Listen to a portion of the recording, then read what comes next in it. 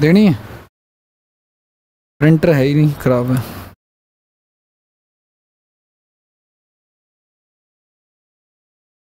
चलो भाई आ जाओ, शुरू करें। चैप्टर का नाम लिख लो आप लोग, नाउन। चैप्टर का नाम क्या लिख लोगे आप लोग? नाउन। कहीं कहीं बुक्स में गाइस इसको नाउन एंड केसेस के नाम से भी जाना जाता है, नाउन एंड केसेस के नाम से भी जाना जाता है, और कहीं कहीं पे इसको नाउन एंड नंबर्स के नाम से भी पढ़ाया जाता है।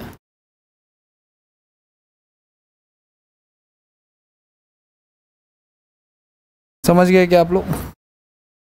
तो चैप्टर का नाम आपको किसी बुक में नाउन भी मिल सकता है, किसी बुक में आपको नाउन एंड नंबर्स के नाम से भी होगा तो भी चल जाएगा, और कहीं पे आपको अगर नाउन एंड केसेस के नाम से होगा तो भी चल जाएगा।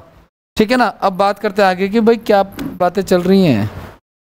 सुनो मेरी बात ध्यान से। अब बात करते हैं डेफिनेशन की। तो डेफिनेशन क्या होता है नाउन का, बता दो भाई। ठीक है ना? और बताओ इसके अलावा कुछ। पंखा बंद कर दूं यार? हाँ, गर्मी लग रही है क्या? ठीक है। हाँ, person, noun is the name of person, place और थिंग। और बताओ कुछ।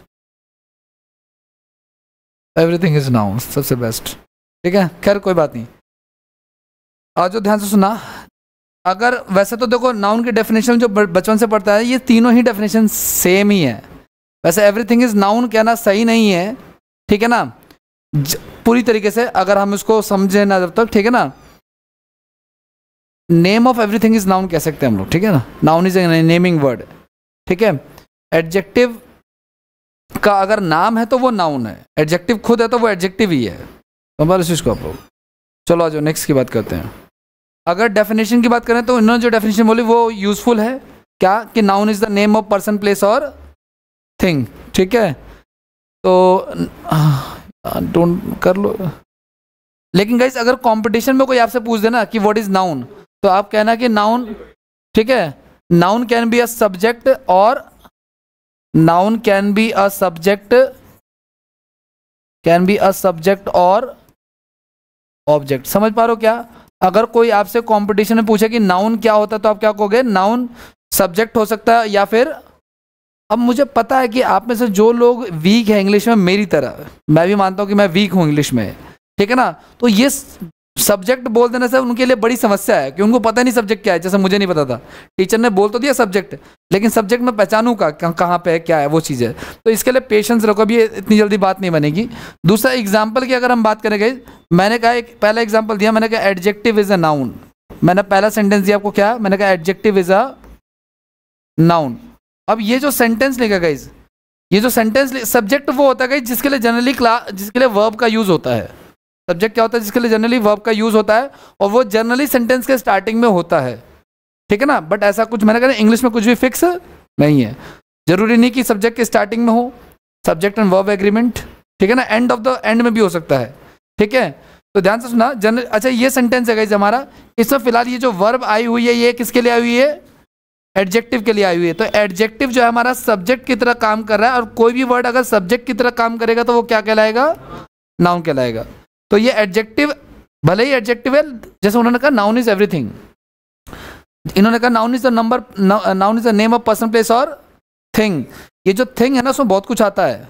ब्रेनन मार्टिन एक ऑथर है इंग्लिश के, ब्रेनन मार्टिन, शायद आप लोगों ने मार्टिन आपने सुना होगा मे बी। तो उन्होंने बताया कि थिंग में बहुत कुछ आता है। इन्होंने कहा कि नाउन हर चीज़ है, हर चीज़ है जो चीज़ नाम की तरह यूज हो रही है। समझ पा रहे आप लोग? अगर एडजेक्टिव एज ए नाम, एज ए नेम यूज हो रहा है तब तो नाउन है, ठीक है ना। लेकिन मैंने कहा गुड अगर मैंने बोल दिया तो ये नाउन नहीं है, ठीक है ना। ध्यान से सुनना आप लोग। और क्या क्या हो सकता है? अगर मान लो मैं कहता हूं कि शी वॉन्ट्स टू ट्रैवल, अगर मैंने बोल दिया गाइस, एक और एग्जांपल दिया, मैंने कहा क्या? मैंने कहा she wants to travel, she wants to travel, ठीक है।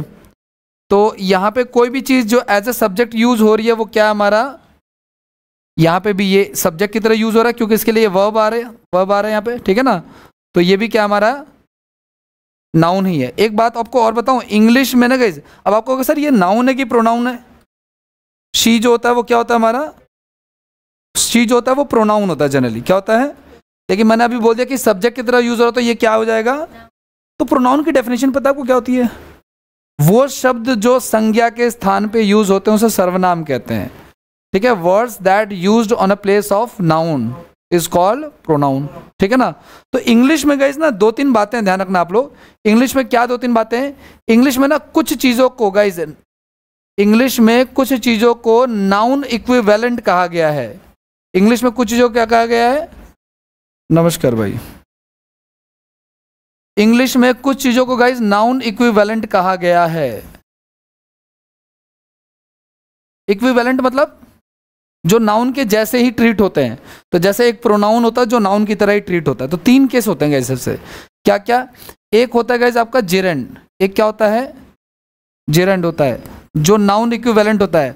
जेरेंड होता क्या? वर्ब की फर्स्ट फॉर्म में, बट जरूरी नहीं है। मैंने कहा आपको कि हर एक आईएनजी वाला शब्द जेरेंड हो इस बात की कोई गारंटी, वो वर्ब भी हो सकता है, वो पार्टिसिपल भी हो सकता है, एडजेक्टिव भी हो सकता है। दूसरा हमारा होता है गाइस नाउन। इंग्लिश में तीन ऐसे शब्द होते हैं गाइस जो नाउन के बराबर होते हैं। एक होता है जेरेंड, एक होता है प्रोनाउन, और एक होता है गाइस इन्फिनिटिव। एक क्या होता है? क्या होता है इन्फिनिटिव गाइस पता है आपको? अगर टू के साथ वर्ब की फर्स्ट फॉर्म लग जाए तो वो इन्फिनिटिव होता है। जैसे यहाँ पे इस सेंटेंस में ये जो मैंने लिखा था, ये पे शी वांट्स टू ट्रैवल जो लिखा ना, ये पूरा का पूरा ऑब्जेक्ट है, ये सब्जेक्ट है, ये वर्ब, और ये तो ये भी एक तरह का नाउन ही है, ठीक है। ये भी अगर मैंने कहा ना noun can be a subject, और तो जब ऑब्जेक्ट है इसका तो ये क्या है? नाउन है। और कंफ्यूज करने के लिए वो आपको पूछ सकते हैं। जैसे इसने बोला जिरेंड, तो एक एग्जांपल दिया, मैंने कहा कि running is good for health. मैंने क्या कहा आपको? मैंने कहा running is good for health. तो ये रनिंग, मैंने कहा था कि कभी भी ध्यान रखना भाई प्लीज, बातें नहीं प्लीज। मैंने कहा कि जब भी जिरेंड होगा तो किसका सेंस दे रहा होगा, किसका साउंड दे रहा होगा? ये ना ने नी का साउंड दे रहा होगा। तो इसकी हिंदी क्या बनेगी? दौड़ना सेहत के लिए क्या है? अच्छा है। तो जब ना ने नी का साउंड आ रहा है इसका, तो ये क्या हो जाएगा हमारा? जिरेंड हो जाएगा। और जब कभी भी ये जिरेंड होगा ना गाइस नाउन, तो ध्यान रखना उसके लिए जो वर्ब आएगी वो वर्ब हमेशा कैसी होगी? वो वर्ब हमेशा सिंगुलर होगी। मतलब वर्ब हमेशा सही सिंगुलर लेगा, तो सही है बिल्कुल, है ना। रनिंग हमारा क्या है? ठीक है। दूसरी बात, लेकिन इसकी चर्चा तो हम और कर चुके हैं इन डिटेल, आपको पता नहीं बात? ध्यान से सुनना। मैंने कहा running is good for health. मैंने कहा running is good for health, ठीक है। दूसरा मैंने क्या बोल दिया? मैंने कहा Salman shoots a running deer, shoots a running deer. तीसरा मैंने बोला कि ही इज रनिंग। इन तीनों वर्ड्स में क्या कॉमन आ रहा है गाइस? रनिंग कॉमन आ रहा है। लेकिन आपको पता है क्या? अच्छा एक बात बताऊं मैं आपको कि वर्ब की फर्स्ट फॉर्म में आज अगर आईएनजी लग जाता है गाइस, वर्ब की फर्स्ट फॉर्म में क्या लग जाता है? तो it can B three things. या तो वो जिरेंड कहलाएगा इंग्लिश में, या तो वो पार्टिसिपल कहलाएगा, या तो वो मेन वर्ब कहलाएगा। समझ पा रहे हो क्या? जैसे यहाँ पे देखो, और मैंने कहा गाइस जब जिरेंड होता है तो उसके साथ कौन सा साउंड आता है? हमेशा ना ने नी का साउंड आता है, ठीक है। और जब पार्टिसिपल होता है मीन्स एडजेक्टिव और एडवर्ब, ठीक है ना। तो ये कोई काम करते हुए होता है, और डेफिनेटली जब ये एडजेक्टिव होगा तो किसी की नाउन से पहले आएगा, ठीक है। ध्यान से सुना आप लोग। Running is good for health, मैंने कहा दौड़ना सेहत के लिए अच्छा है। तो मैंने कहा जब ना का साउंड आ रहा है तो यहाँ पे ये रनिंग क्या हमारा? लेकिन यहाँ पे डियर लिखा गया। डियर का मतलब क्या होता है? हिरन। और हिरन अगर होता है तो ये तो हमारा नाउन है, और नाउन की विशेषता क्या बताता है? एडजेक्टिव। तो यहाँ पे ये किसका काम कर रहा है? पार्टिसिपल का काम कर रहा है, एडजेक्टिव का काम कर रहा है। और ये कह रहा है कि ही इज रनिंग, वो दौड़ता है, ये एक्शन वर्ड है ना। तो यहाँ पे किसका काम कर रहा है? और जब ये मेन वर्ब होगा तो ये कॉन्टिन्यूस को बताएगा, प्रेजेंट कॉन्टिन्यूस या पास्ट कॉन्टिन्यूस। कभी भी किसी शब्द में अगर आईएनजी लगा हुआ है तो वो किसको बताता है जनरली? मगर गारंटी नहीं है, ऑब्वियस सी बात है, ठीक है ना। I saw a clown performing their act, आता ना, क्योंकि कॉन्टिन्यूस के लिए एक और कंडीशन है गाइस कि या तो इज एम आर होना चाहिए या वॉज वर साथ में होना चाहिए। अकेले कॉन्टिन्यूस कभी भी नहीं हो सकता। समझ पा रहे हो इसको? अगर किसी वर्ड के आगे लिखा हुआ है जैसे आईएनजी, ये कॉन्टिन्यूस थोड़ी है, ठीक है ना, ये चीज़ है। तो मैंने आपको बताया क्या कि इंग्लिश में नाउन क्या होता है? Noun can be a subject और ऑब्जेक्ट। अभी इतना पहचानो। दूसरी चीज, इंग्लिश में तीन चीजें होती हैं जो नाउन के बराबर होती हैं: जेरेंड, पार्टिसिपल, इन्फिनेटिव। जिरंड क्या होता है? वर्ब की फर्स्ट फॉर्म में पार्टिसिपल क्या, सॉरी पार्टिसिपल करो, pronoun, pronoun he she it, ये सारा का सारा जो नाउन की जगह यूज होता है। तीसरा इन्फिनेटिव क्या होता है? टू प्लस वर्ब की। अब टू प्लस वर्ब की फर्स्ट फॉर्म गाइस जरूरी नहीं कि हर बार क्या हो, जरूरी नहीं कि हर बार क्या हो वो, मतलब कि इन्फिनिट मतलब नाउन हो जाए। देखो जैसे कि एक एग्जांपल मैंने आपको दिया, दूसरा मैंने कहा to swim is a good exercise, EXERCISE। यहाँ पे भी देखोगे ना, ये जो 2 + V1 लिखा गया, ये लग रहा है इन्फिनेटिव है, बट ये एज ए सब्जेक्ट काम कर रहा है, इसलिए ये क्या है? नाउन है। और इसके लिए वर्ब जो आ रही है वो कैसी आएगी? हमेशा इसके लिए भी वर्ब सिंगुलर आएगी, इसके लिए भी सिंगुलर आएगी। और प्रोनाउन तो आपको पता है ये क्या क्या होता है?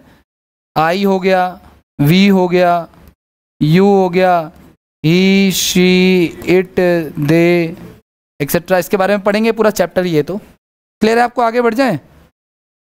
तो कोई पूछे आपसे कि नाउन क्या होता है तो आप क्या कहोगे? कैन बी सब्जेक्ट और ऑब्जेक्ट। ऐसा नहीं है कि वो आपकी डेफिनेशन को गलत कर देगा। अगर कोई ऐसा टीचर जो अपनी डेफिनेशन को थोप रहा आपके ऊपर, तो ये सही नहीं है। डेफिनेशन वो भी सही है, डेफिनेशन को वो भी सही है अगर सही करके बोला जाए तो।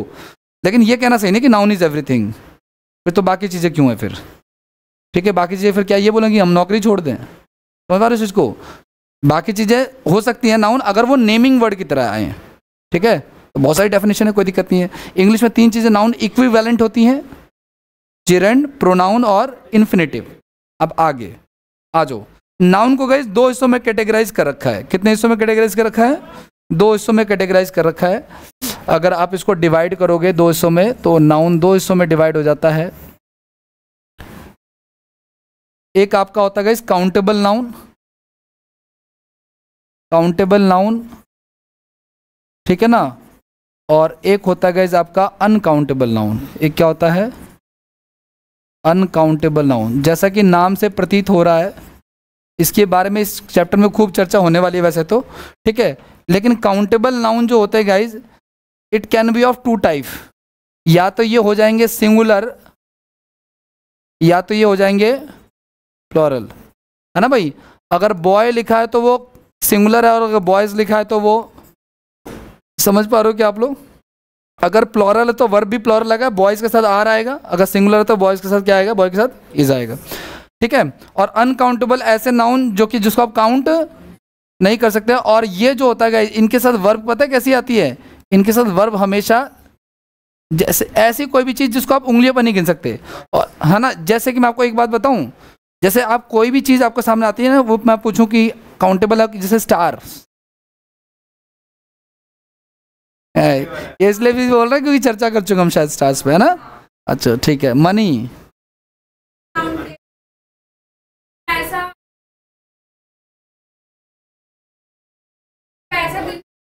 नहीं काउंटेबल है कि अनकाउंटेबल है? That's it. Money uncountable. अच्छा, मनी इज रिक्वायर्ड या मनी आर रिक्वायर्ड? गलत बोल रहे हो आप लोग। मनी इज रिक्वायर्ड होता है, मनी इज रिक्वायर्ड होता है, मनी अनकाउंटेबल में आता है, ठीक है ना? आप ये जो जैसे इन्होंने बोल दिया था एक मिनट के लिए, पैसा, यूरो, ये सब यूनिट्स है, ठीक है ना? अच्छा मैं आपको सीधा सा तरीका बताऊं काउंटेबल, आप उसके आगे 1 2 3 4 लगाओ, 1 2 3 4 नहीं, 1 2 3 4 लगाओ। मैंने कहा दूध काउंटेबल अनकाउंटेबल है? आप 1 2 3 4 लगा के देखो, आपको खुद ही ऑकवर्ड लगेगा। जब ऑकवर्ड लगेगा तो समझ जाना कि ये अनकाउंटेबल में जा रहा है। समझ पा रहे हो उस चीज़ को? तो ध्यान रखना आप लोग। अनकाउंटेबल से वर्ब कैसे आती है? सिंगुलर। तो इसमें एयर आ जाएगा, air is dirty, air is polluted, air is, ठीक है? और वाटर आ जाएगा, water is dirty, water is polluted, water is fresh. तीसरा नॉलेज आ जाएगा, knowledge is required, knowledge are required नहीं, नॉलेज इज रिक्वायर्ड, ठीक है ना? और भी बहुत सारी चीजें इसमें आ सकती हैं, ठीक है ना? आगे की बात करें। अच्छा गाइस, ये जो काउंटेबल नाउन, अच्छा नाउन के कितने टाइप होते हैं पता है आपको? 5 टाइप। कौन कौन से होते हैं गाइस? ठीक है, एक होता है गाइस प्रॉपर नाउन होता है, एक क्या होता है? दूसरा एक बताया इन्होंने कॉमन नाउन होता है, ठीक है? और तीसरा होता है, एक होता है कलेक्टिव नाउन। ये तीनों के तीनों ही काउंटेबल होते हैं गाइस। ये तीनों के तीनों क्या होते हैं? काउंटेबल होते हैं, यानी इनके सिंगुलर भी होते हैं और इनके प्लूरल भी होते हैं। लेकिन 2 ऐसे नाउन होते हैं गाइस, एक होता है मटेरियल नाउन,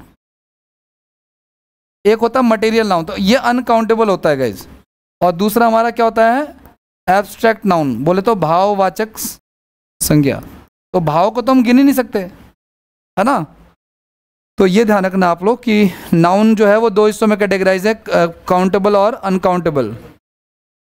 अब ये सब पढ़ने से पहले ना सबसे मेजर चीज़, जैसे उनका कल एग्जाम था, उन्होंने कहा कि सर मेरे एग्जाम में पार्ट ऑफ स्पीच को आइडेंटिफाई करने को आया था। तो ये जो चर्चा हम शुरू से कर रहे हैं कि कैसे कैसे, ठीक है, ये कैसे कैसे होगा, ध्यान से सुनना आप लोग। पार्ट ऑफ स्पीच को कैसे आइडेंटिफाई करेंगे, अब हमें ये सीखना कि हम कैसे पहचानेंगे एक सेंटेंस में कोई नाउन है कि नहीं है, ठीक है ना, वो ध्यान से सुनना। तो हमारा ये जो लिखा है ना मैंने, ये वाला, इसकी चर्चा भी करेंगे, लेकिन उससे पहले हम सीखते हैं कि how to identify a noun, how to identify a noun. किसी नाउन को हम कैसे पहचानेंगे कहीं पे कि ये नाउन है कि नहीं है, क्योंकि नाउन पहचानेंगे तभी तो वो हमारा सब्जेक्ट या वर्ब होगा, और जब सब्जेक्ट या वर्ब होगा तभी तो उसमें हम उसके हिसाब से हम लोग वर्ब का यूज़ कर पाएंगे, ठीक है। तो आओ देखते हैं, सुनो मेरी बात। पहली चीज़, नाउन को पहचानने का पहला तरीका गाइज, नाउन जो होता है गाइज वो या तो सब्जेक्ट हो सकता है या फिर वो ऑब्जेक्ट। अब इसमें कई लोगों को प्रॉब्लम होगी, उन लोगों को स्पेशली जो ना तो सब्जेक्ट पहचान सकते हैं ना ही ऑब्जेक्ट। दूसरा मैंने कहा गाइज कि वर्ब की फर्स्ट फॉर्म की आईएनजी लगा अगर, तो इस तरह का शब्द भी नाउन हो सकता है, जिसको जिरंड कहते हैं इनडायरेक्टली हम लोग, है ना, ये भी नाउन हो सकता है। तीसरा मैंने आपको बताया गाइज कि 2+V1 की शक्ल में अगर कोई वर्ड है तो ये भी क्या हो सकता है, हमारा नाउन हो सकता है, जिसको हम लोग इन्फिनेटिव कहते हैं, ये भी नाउन होता है हमारा। और कैसे पहचानोगे गाइज, अगर मान लो गाइज कहीं पे आपको प्रीपोजिशन लिखा हुआ मिल जाए, क्या मिल जाए लिखा हुआ, इसको इन शॉर्ट प्रेप भी कह सकते हैं, अगर शॉर्ट में याद करना क्या होता है, जैसे ऑफ लिखा हो, जैसे इन लिखा हो, जैसे बाय लिखा हो, जैसे फॉर लिखा हो, जैसे विद लिखा हो, जैसे कुछ टू लिखा हो, ठीक है ना, और भी बहुत सारे होते हैं, जैसे लाइक लिखा हो, बिटवीन लिखा हो। समझ पा रहे हो क्या, ये सारे के सारे किसके एग्जाम्पल लिखे हैं मैंने, प्रेपोजिशन के एग्जाम्पल। तो प्रेपोजिशन के बाद आने वाला कोई भी शब्द गाइज नाउन होता है, प्रेपोजिशन के बाद यूज होने वाला शब्द क्या होता है, तो ऐसे हम पहचान लेंगे। कहीं पे अगर प्रेपोजिशन लिखा हुआ मिल गया तो उसके बाद डेफिनेटली क्या आएगा, नाउन आएगा, ठीक है ना, पक्की बात है, या तो नाउन आएगा या प्रोनाउन आएगा। प्रोनाउन को तो आप पहचानते ही हो, ही शी इट, ये सब जो मैंने लिखा था पीछे अभी। और कैसे पहचानेंगे गाइज कि और कहाँ पे नाउन आता है, तो गाइज नाउन जो आता है ना वो एडजेक्टिव के बाद आता है,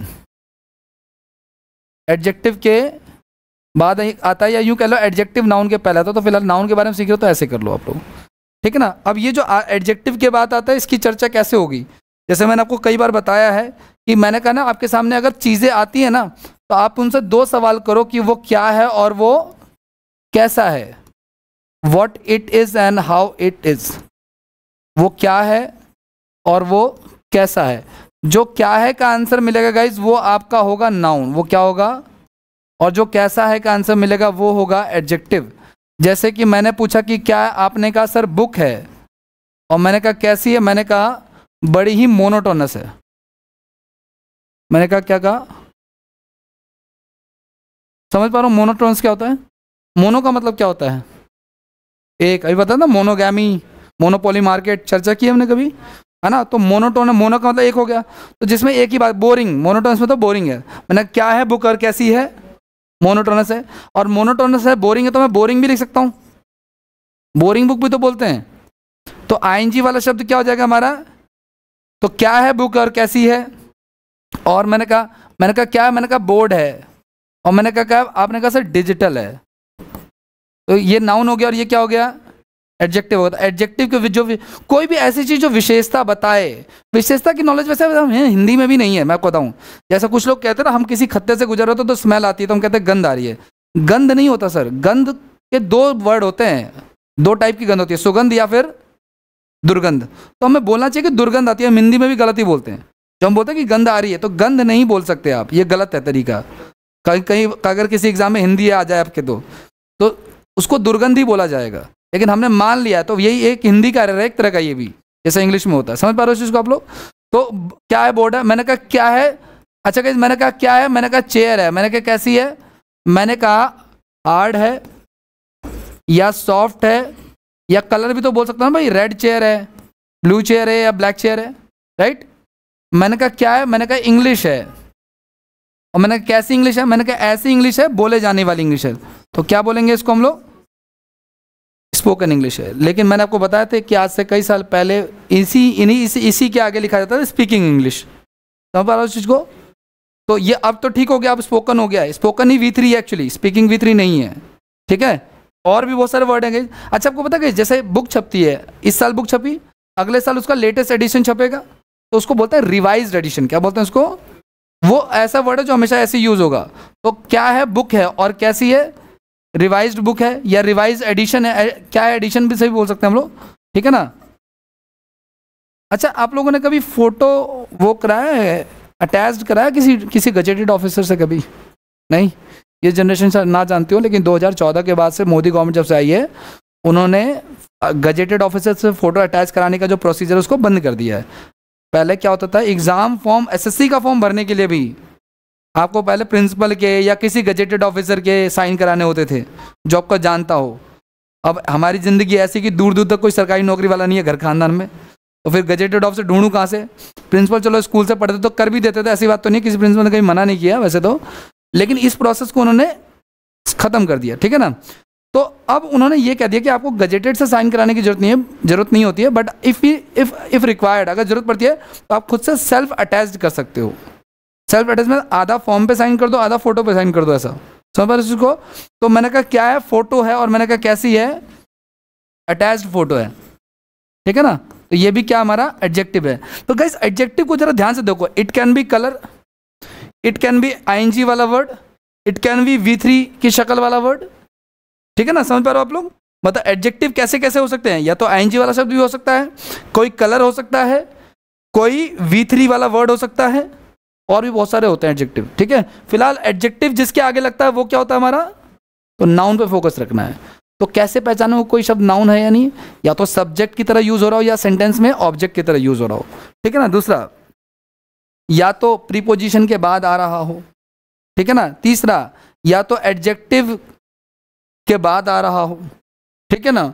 और क्या हो सकता है? या तो इन्फिनिटिव हो या जेरेंड हो। ये सारे यही होते हैं नाउन की शक्लें, और कुछ नहीं होता, ठीक है। इसके अलावा और कोई नाउन नहीं होता, ठीक है। तो अब ये आपके ना कंसिस्टेंसी के ऊपर है कि आप कैसे पहचान पा रहे हो या नहीं पहचान पा रहे हो। अच्छा, और अगर मुझे देखना हो गाइस, और अगर मुझे पहचानना हो कि और नाउन को पहचानने के क्या तरीके हो सकते हैं, तो गाइस सफिक्सेस के थ्रू हम लोग पहचान सकते हैं। सफिक्स समझ तो क्या होता है आपका? सफिक्स क्या होता है गाइस? किसी वर्ड के लास्ट में कुछ वर्ड होते हैं। प्रीफिक्स क्या होता है? पहले वाला, और सफिक्स होता है लास्ट वाला। तो ध्यान से सुनना आप लोग, अगर किसी वर्ड के लास्ट में गाइस नेस लगा हुआ है, क्या लगा हुआ है? नेस लगा हुआ है। आपको एक एरर बताऊं, ध्यान से सुनना। ही इज अ माइजर, ये आता है एग्जाम में एरर। मुझे बताओ आप लोग, क्या ये सेंटेंस सही लिखा हुआ है? कंजूस, ही इज अ माइजर। और नहीं आएगा, ओके। और किसी को कुछ लग रहा है? क्या ये सेंटेंस सही है या गलत लिखा हुआ है? बस इतना बता दो, हाँ कि ना।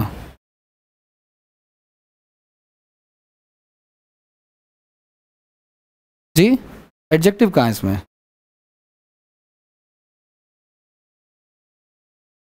माइजर ही बोलते हैं, वो है कंजूस है। तो ये तो लिखा है, ही इज अ माइजर तो लिखा है। अच्छा, ही इज माइजर होगा, ए हटेगा। और किसी को कुछ कहना भाई साहब? कुछ कहना है? नहीं कहना? गलती है इसमें गाइस, ध्यान से सुनना। पहली बात तो ये जो माइजर जो है ना, कंजूस है गाइस। मैंने कहा क्या है? आदमी है। और कैसा है? कंजूस है। अरे मैं नोच क्यों लिख रहा हूँ मैं, सॉरी सॉरी माइजर, सुना तो सही, कोई बात नहीं। मैंने कहा क्या है? कंजूस। और कैसा है? माइजर है। तो क्या है का जो आंसर मिला वो क्या होता है गाइस? और कैसा का जो आंसर मिलता है वो क्या होता है? तो ये एडजेक्टिव है गाइस। ये क्या है? और ध्यान से सुनो गाइस, ये ए और एन का यूज नाउन से पहले होता है, ना कि एडजेक्टिव से पहले, ठीक है ना। तो हम यहाँ पे लिखेंगे ही इज अ माइजर। अभी सही है ये? ना ना ना ना ना, ये आपका गलत फहमी है आपकी। अगर आपको ऐसा लग रहा है तो ये आपकी गलत फहमी है, ठीक है। यस, बिल्कुल आता है। ही इज अ माइजर मैन बोलेंगे हम लोग। अगर नहीं बोलोगे तो मत बोलो ही इज माइजर बोल लो, या तो ऐसा बोलो, या तो ए हटेगा। हाँ ये सही कह रही थी, ए हटेगा।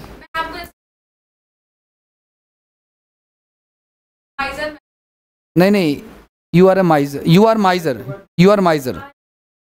नहीं नहीं नहीं, माइजर के बाद मैन नहीं आता, ऐसा कोई रूल नहीं है, ठीक है। मैं ये कहना चाह रहा हूँ अगर आप मैन लगा रहे हो तो अगर आप ए लगाए ना, सुनो इसमें गलती क्या है, गलती देखो इसमें वैसे कोई गलती नहीं है, सुनो मेरे बात ध्यान से, सुनना ध्यान से। अगर लिखा है ही इज अ माइजर, ठीक है, तो पहली गलती इसमें ए नहीं आएगा, ए की गलती है इसमें, ये ठीक है, क्योंकि जो कंजूस है वो यहाँ पे लिखा हुआ है। अब आपको कहोगे सर एडजेक्टिव तो नाउन से पहले आता है, तो जरूरी नहीं है, कभी कभी नाउन आगे भी लिखा हो सकता है, तो उसकी कोई प्रॉब्लम नहीं। लेकिन अगर आप ए लगा रहे हो ना गाइस, तो याद रखना ए जो होता है वो हमेशा नाउन के लिए आता है, समझ पा रहे हो। याद करो वो दिन जब मैंने आपको कहा था गाइस कि अगर इंग्लिश में कहीं पे कोई डिटर्मिनर लिखा हुआ हो तो उसके बाद एक नाउन आएगा ही आएगा, और उससे पहले क्या आ सकता है, और उससे पहले क्या आ सकता है, और उससे पहले multiple adverbs, multiple adverbs, determiner क्या है, ए एंड द आर्टिकल वगैरह, ठीक है ना। तो ए लगाना ही गलती है इसमें, एक्चुअली मैं ये नहीं कह रहा गलत है सेंटेंस, ए हटेगा तब जाके सही होगा। और अगर आपको ए लगाना तो फिर एक नाउन चाहिए हमें, फिर कि ही इज अ माइजर मैन बोलेंगे, समझ पा रहे हो क्या।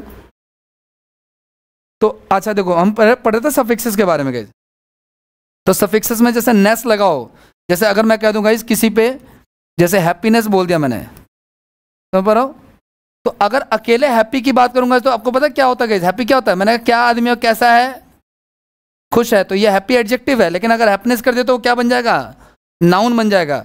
मैंने कहा बोल्डनेस, मैंने कहा डार्कनेस, समझ पा रहे हो ना आप लोग, जिसके आगे भी नेस लगेगा वो क्या बन जाएगा, हमारा नाउन बन जाएगा।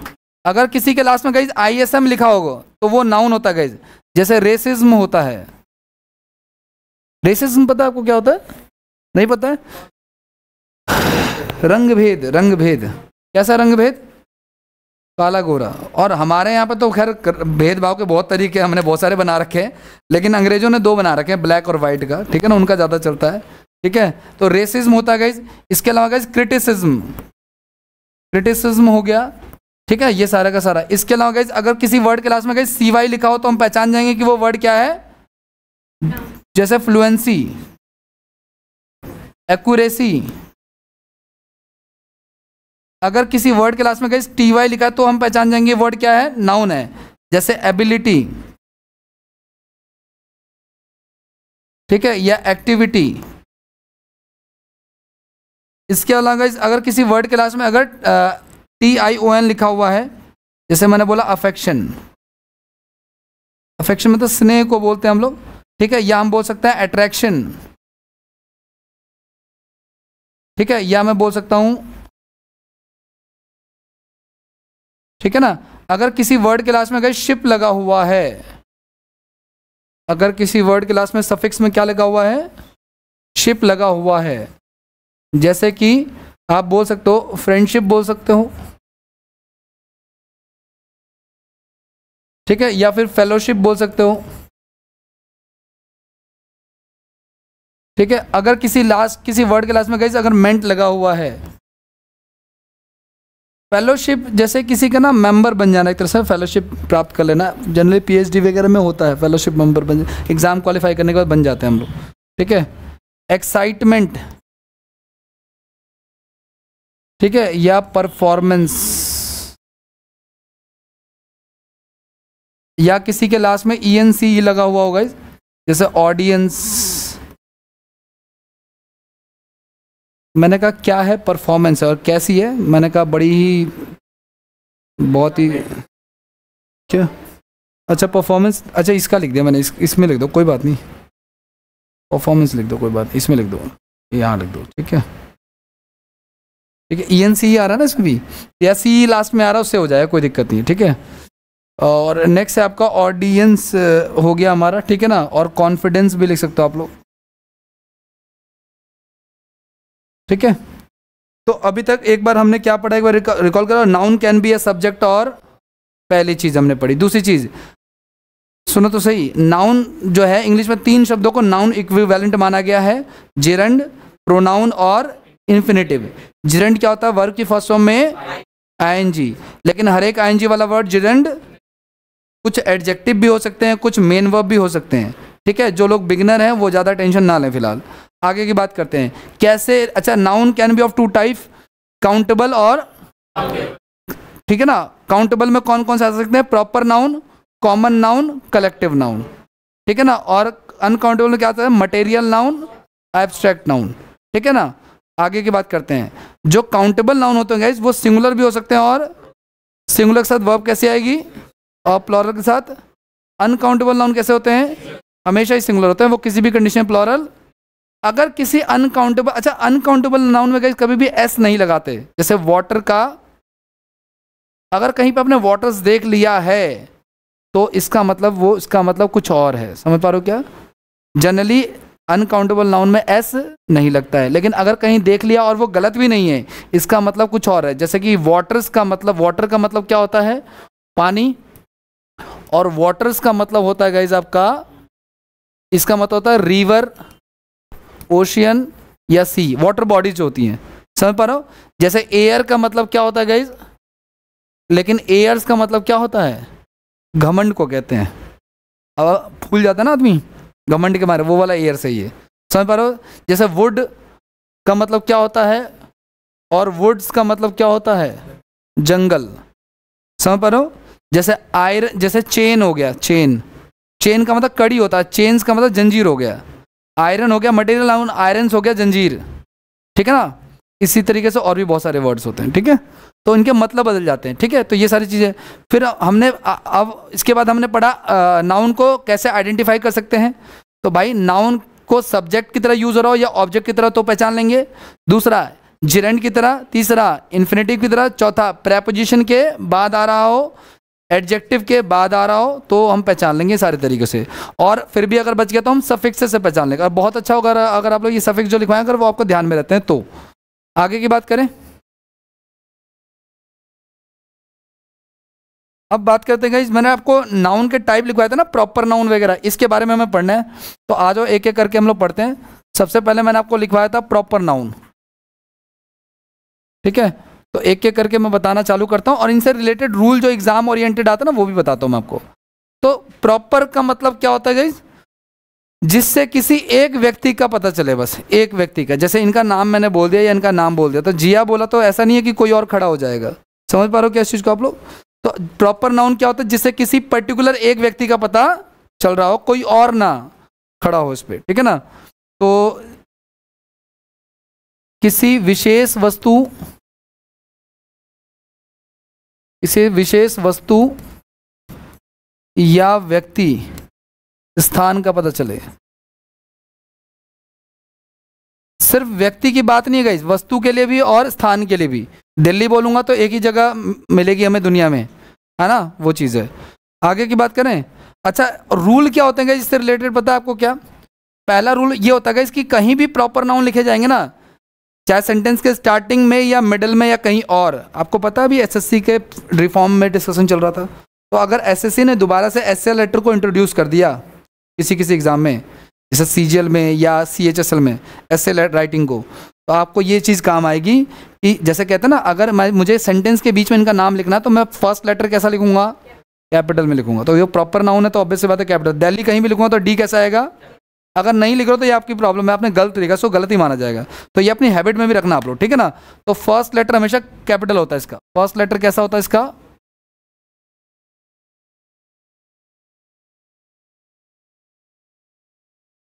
ये एग्जाम में तो नहीं आएगा, वैसे ध्यान रखना कभी ऐसे राइटिंग वगैरह का। जैसे मान के चलो, अगर मैं आपको एक एग्जांपल दूं, मैंने कहा कि the Harry Potter and goblet of fire. आप में से किसी को पसंद है हैरी पॉटर? नहीं? बहुत अच्छी बात है, वाहियात चीज़ें नहीं देखनी चाहिए, ठीक है। ये एच हो गया हमारा हैरी पॉटर का, ये गॉबलेट का हमारा क्या हो गया? तो गॉबलेट क्या ये किसी का नाम है? ये भी किसी का नाम है। तो हमने फर्स्ट लेटर कैसा रखा? किसी भी सेंटेंस का फर्स्ट लेटर तो हमेशा कैपिटल आता है, ये तो एक अंडरस्टूड है, ठीक है ना। तो इसलिए हमने द का टी कैपिटल रखा है, ठीक है। स्कूल में मैम मारती थी ना इसके लिए, तो बचपन में इसके लिए तो मारती थी, ठीक है। मैं तो शुरुआत ही किसी आंसर की एंड से करता था या टू से करता था, तो उसमें पढ़ता था कि एंड से नहीं करना, प्रॉपर स्टेटमेंट लिखना, उसके बाद करना आगे, ठीक है, वो चीज़ है। तो प्रॉपर नाउन के बारे में हमने पहला रूल क्या पढ़ा गाइस कि कोई भी जो वर्ड होता है इसका कैसा लिखा जाता है, हमेशा कैपिटल। और देखो ध्यान से सुनना, इसका मेन रूल क्या आता है, और एक रूल होता है इससे रिलेटेड, प्रॉपर नाउन से रिलेटेड, वो देखो आप लोग। प्रॉपर नाउन से ही ना गाइस एडजेक्टिव बन जाते हैं, ठीक है ना। Proper noun use as an adjective.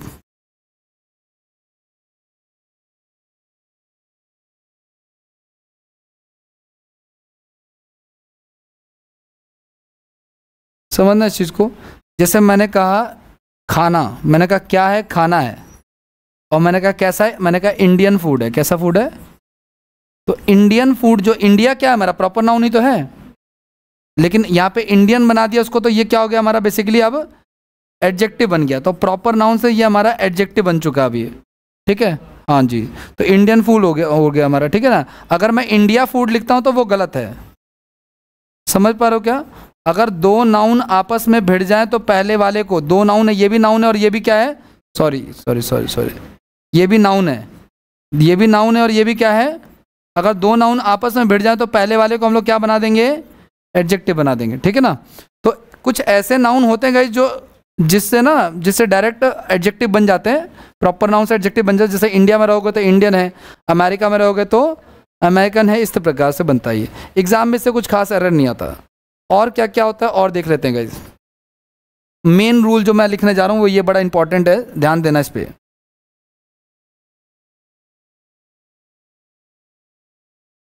क्या नाम है भाई साहब आपका? शिव। अगर मैं इनको देखो, आपको पता है किसी भी इनका नाम जो है ना शिव, अगर मैं बोलता हूँ यहाँ पे तो प्रॉपर नाउन है, ठीक है ना, ठीक है। पहली चीज। दूसरी बात ये कि कभी भी गाइस किसी भी कंडीशन में किसी भी प्रॉपर नाउन के आगे हम लोग, किसी के नाम के आगे स्पेशली, कभी भी हम आर्टिकल का यूज नहीं करते। आर्टिकल कौन से होते हैं हमारे, ए एंड द। आर्टिकल कौन से होते हैं हमारे, ए एंड द। यहाँ पे लिख देता हूँ, ये हमारा आर्टिकल का टॉपिक नहीं है, बस लिख देता हूँ आर्टिकल ये होता है। तो मैंने क्या बोला, किसी भी कंडीशन में किसी भी व्यक्ति के नाम के आगे हम लोग आर्टिकल का यूज। लेकिन गाइस ध्यान से सुनना, अगर किसी व्यक्ति को, अगर किसी पर्सन को उसकी क्वालिटीज के लिए याद किया जा रहा है, ठीक है ना, तो उसके नाम के आगे आर्टिकल का यूज होगा। ए का भी हो सकता है, एन का भी हो सकता है और द का भी हो सकता है। जैसा मैंने कहा he is the Ram of कलयुग, तो यहाँ पे राम के आगे मैंने क्या लगा दिया, राम क्या है, प्रॉपर नाउन है क्योंकि किसी व्यक्ति का नाम है, और उसके आगे क्या लगा दिया मैंने, आर्टिकल लगा दिया द।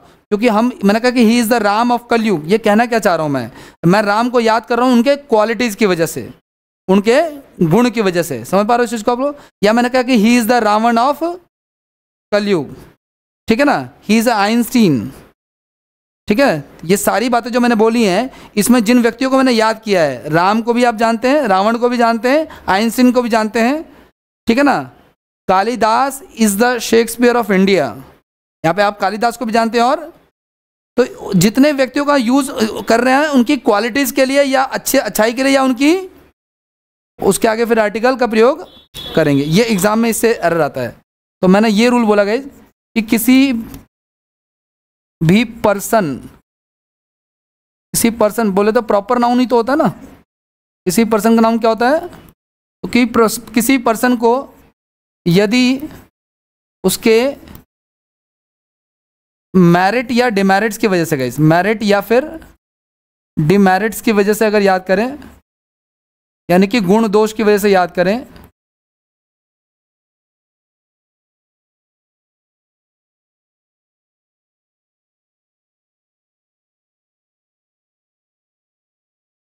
तो उसके नाम के पहले आर्टिकल का यूज होगा। आर्टिकल का use not only person guys, place भी हो सकता है। समझ पा रहे हो क्या? जैसे मैंने कहा कि सूरत का, वेस्ट का मैनचेस्टर कहते हैं, समझते, हैदराबाद को सिलिकॉन वैली कहते हैं, तो मैं कहूँगा Hyderabad is the silicon valley of India. समझ पा रहे हो क्या? तो सिलिकॉन वैली के आगे नॉर्मल ना आता हो, किसी भी स्टेट के आगे ना आ रहा, मैं कहूँगा Mangolpuri is the Bihar of India, ऐसा बोल दिया सपोज करो फॉर एग्जाम्पल, ठीक है ना। तो यहाँ पे स्टेट के नाम के आगे भी आ सकता है, क्योंकि हम रिलेट करना चाह रहे हैं कुछ यहाँ पे, समझ पा रहे हो। तो ना सिर्फ व्यक्ति, मैंने व्यक्ति लिख दिया, लेकिन यहाँ पे प्लेस भी हो सकता है। किसी भी चीज़ को अगर हम उसकी क्वालिटी के लिए याद करें या उसकी merit demerit, pros cons, features and disadvantage and advantage के लिए याद करें तो यूज करेंगे। जैसे मैंने क्या बोला, मैंने कहा he is the Ram of Kalyug, is the Ram of Kalyug, या मैंने बोला he is the Ravan of कलयुग।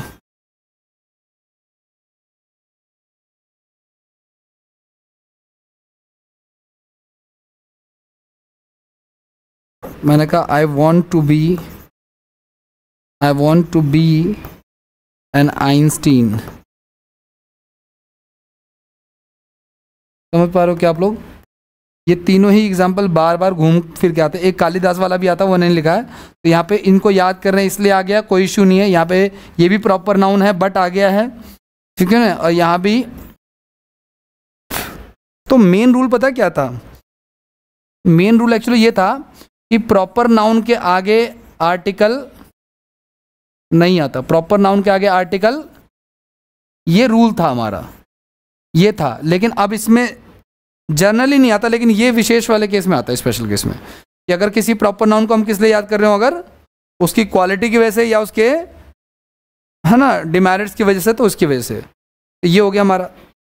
इंडिया अगर बोलूँगा तो ये भी प्रॉपर नाउन है। दुनिया में कितने इंडिया हैं? ठीक है ना, एक ही है। यूएसए बोलूँगा तो भी, तो इसका मतलब प्रॉपर नाउन के आगे आर्टिकल नहीं आता। हाँ, क्वालिटीज़ के लिए कर लें तो फिर वो अलग मैटर हो गया, वो फिर अलग केस हो गया। लेकिन गाइस कुछ कंट्रीज़ ऐसी होती हैं, कुछ कंट्रीज़ ऐसी हो प्रॉपर नाउन के आगे आर्टिकल आता ही नहीं है। जस्ट एक आप अपने बात ये दिमाग में सेट कर लो, समझ पा रहे हो लोग?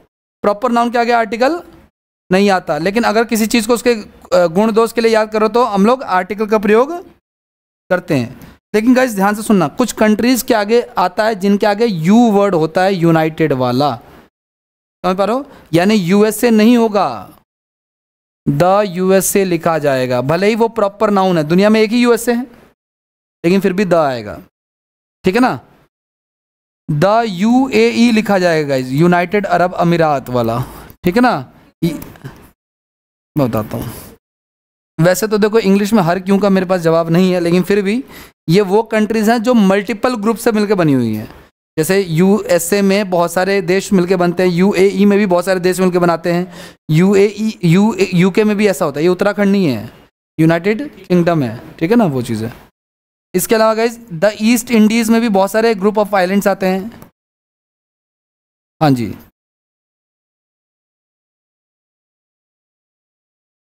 और आपको क्यों की बात ही नहीं, आप इनको एक्सेप्शनल दिमाग में रखना आप लोग, ठीक है ना। द नीदरलैंड्स, ठीक है। और एक याद रखना कि पंजाब के आगे भी आता है, ठीक है ना। नॉर्मली स्टेट के आगे नहीं आता गाइस, किसी भी राज्य के नाम के आगे आर्टिकल बस पंजाब के साथ आता है। अब ये सवाल, अब इसमें ना भिड़ने की जरूरत नहीं है मुझसे कि सर क्यों आता है, मैं इसका एविडेंस दूं। फिर मैंने अपने टाइम पे अपने टीचर पर, सर क्यों आता है, आप बताओ क्यों आता है। उन्होंने कहा कि पंजाब 5 नदियों के उस पर बनी हुई है इसलिए आता है। मैंने कहा ठीक है, लेकिन लॉजिकल सा लगा नहीं मुझे, सेटिस्फैक्ट्री। फिर एक ने कहा कि सर पंजाब ना 2 हिस्सों में बट गया, ईस्टर्न पंजाब और वेस्टर्न पंजाब, वेस्ट वाला जो पाकिस्तान में चला गया, ईस्ट वाला इंडिया में रह गया, इससे द लगाते हैं। मैंने कहा ठीक है, कुछ भी मान लो, बस आता है। तो एक्चुअली मैंने ट्रेडिशनल इंग्लिश में ना न्यूज़पेपर जो पहले के ज़माने में छपते थे, द टाइम्स ऑफ इंडिया से 100 साल पहले, 150 साल पहले, तो they were use to write the Punjab actually, ठीक है। वो पंजाब के आगे शुरू से लगा रहे हैं, तो वो ट्रेडिशनली चलता आ रहा है, ऐसा मान के चलो आप लोग। बाकी आप लोग शोध करते रहना, आता है मतलब बात खत्म है, ठीक है। इतना दिमाग नहीं चला सकते इसके लिए। ये एरर वैसे भी नहीं आता, अगर कोई डाल रहा है ना एरर वहाँ पे, तो शरारत करने के लिए डाल रहा है, जनरली एग्जाम में मैंने नहीं देखा। बोलो ये सर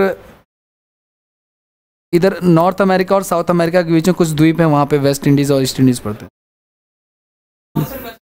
नहीं, कुछ टापूज हैं जो ईस्ट की तरफ है, वो ईस्ट इंडीज़ है, वेस्ट की तरफ है वेस्ट इंडीज़ है। जनरली यही है फिलहाल तो। और भी कोई ऐसा वर्ड होगा जो ग्रुप ऑफ आइलैंड से मिलकर बना हो, जिससे नीदरलैंड्स में है, वेस्ट इंडीज़ में है, यूएई में हो, तो कोई दुनिया में कुछ रह गया तो जोड़ लेना आप लोग, ठीक है ना। आगे बढ़ जाएं। तो प्रॉपर नाउन के बारे में मैंने आपको पढ़ा दिया। नाउन क्या होता है? Noun can be a subject और दूसरी चीज नाउन कैन बी, तीन चीजें नाउन इक्विवेलेंट होती है, जेरंड, प्रोनाउन, इन्फिनेटिव। आगे बढ़ते हैं। और मैंने कहा गाइस कि नाउन को कैसे रिकॉग्नाइज करेंगे हम लोग कि नाउन कैसे होता है? तो नाउन सब्जेक्ट भी हो सकता है और इन्फिनेटिव भी हो सकता है, जेरंड भी हो सकता है। प्रीपोजिशन के बाद अगर कोई वर्ड आया तो वो क्या होगा? नाउन होगा, क्योंकि प्रीपोजिशन की डेफिनेशन ये कहती है गाइस कि preposition is a word which comes before a noun और प्रोनाउन। तो जैसे पता प्रिपरेशन नाउन से पहले आता तो नाउन, प्रिपरेशन के बाद क्या आएगा? नाउन आएगा। अच्छा, और एडजेक्टिव के बाद क्या आएगा आपका? ये जितनी बातें पढ़ाई है ना उसमें मैं आपको न्यूज़पेपर का आर्टिकल खोल के नाउन छाट के दिखा सकता हूँ। अब आपके ऊपर है कि आप इसको टेकन फॉर ग्रांटेड ले लेते हो या सीरियस लेते हो उसको। समझ पा रहे हो इस चीज़ को आप लोग? ये छोटी मोटी चीज़ें नहीं, अच्छी खासी चीज़ें हैं। अब आपके सीरियस लेने के ऊपर है कि आप इसको कितना सीरियसली इसको बचा पाते हो, कितनी अच्छे तरीके से इसको समझ पाते हो, वो चीज़ है। इस पर कितना मंथन करते हो आप लोग। खैर आज आगे क्या होता है। नाउन दो होते हैं गाइज, काउंटेबल। काउंटेबल में तीन कैटेगरीज हैं, proper noun, common noun, collective noun. Uncountable में मटेरियल नाउन और एब्स्ट्रैक्ट नाउन। ठीक है, अब प्रॉपर नाउन मैंने आपको बता दिया, जिससे किसी पर्टिकुलर एक व्यक्ति का पता चले, है ना। तो जैसे मैंने इनका नाम लिया, शिव बोला तो भाई, ठीक है ना। वैसे रोड पे अगर आपको कोई ओए बोल दे तो सारे मुड़ के पीछे क्यों देखते हैं मुझे नहीं पता, शायद हो सकता है ओए को हम किस में रखेंगे फिर? कॉमन नाउन में रखेंगे, प्रॉपर तो होगा नहीं, ठीक है ना, वो चीज़ है। कॉमन की बात कर लेते हैं। दूसरा हमारा नाउन कौन सा है? अच्छा, प्रॉपर नाउन को लेकर के मैंने दो तीन रूल बताए भाई। प्रॉपर नाउन को लेकर दो तीन रूल बताए। पहला क्या होता है? ये कहीं भी लिखा जाएगा तो उसका पहला लेटर हमेशा कैपिटल होगा, कैप्स लॉक में लिखा जाएगा। दूसरा ये, उससे पहले आर्टिकल नहीं आता, लेकिन अगर किसी प्रॉपर नाउन को हम याद कर रहे हैं उसकी क्वालिटीज, मेरिट्स या फिर डिमेरिट्स की वजह से, तो हम आर्टिकल का प्रयोग करेंगे, ठीक है ना। Samudragupta is the Napoleon of India. Samudragupta को भारत का नेपोलियन कहते हैं, ठीक है ना। आगे की बात करें, कॉमन नाउन की बात करते हैं। कॉमन नाउन क्या होता है? कॉमन का मतलब कॉमन, जैसे मैंने बोला सारे के सारे लड़के जो हैं इंटेलिजेंट होते हैं, ये कॉमन नाउन है। मैंने कहा सारी की सारी लड़कियां डम्ब होती हैं, ये क्या है? ये भी लड़कियां क्या है? Common noun. लड़के क्या है? ठीक है ना। तो जिससे किसी पर्टिकुलर व्यक्ति का पता नहीं चले बल्कि पूरी की पूरी कम्युनिटी का पता चले, तो it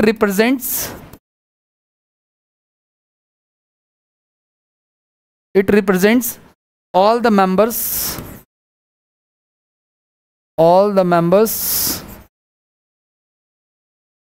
of a class. Class का मतलब क्या समझ रहे हो? हमारी वाली क्लास। क्लास का मतलब कम्युनिटी है ना भाई, लड़कों की कम्युनिटी है, ठीक है। तो किसी वर्ग समूह को के बारे में बताता है।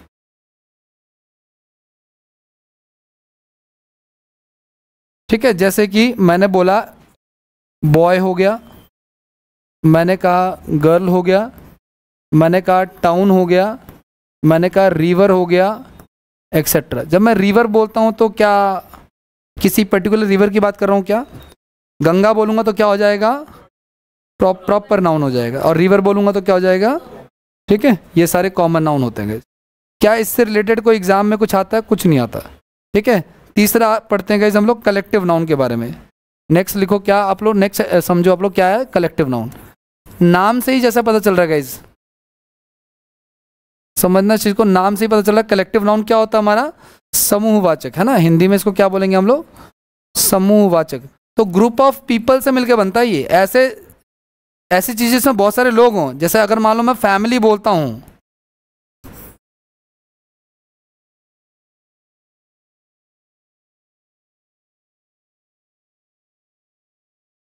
ठीक है। अगर मैंने कहीं जूरी बोल दिया, क्या बोल दिया मैंने?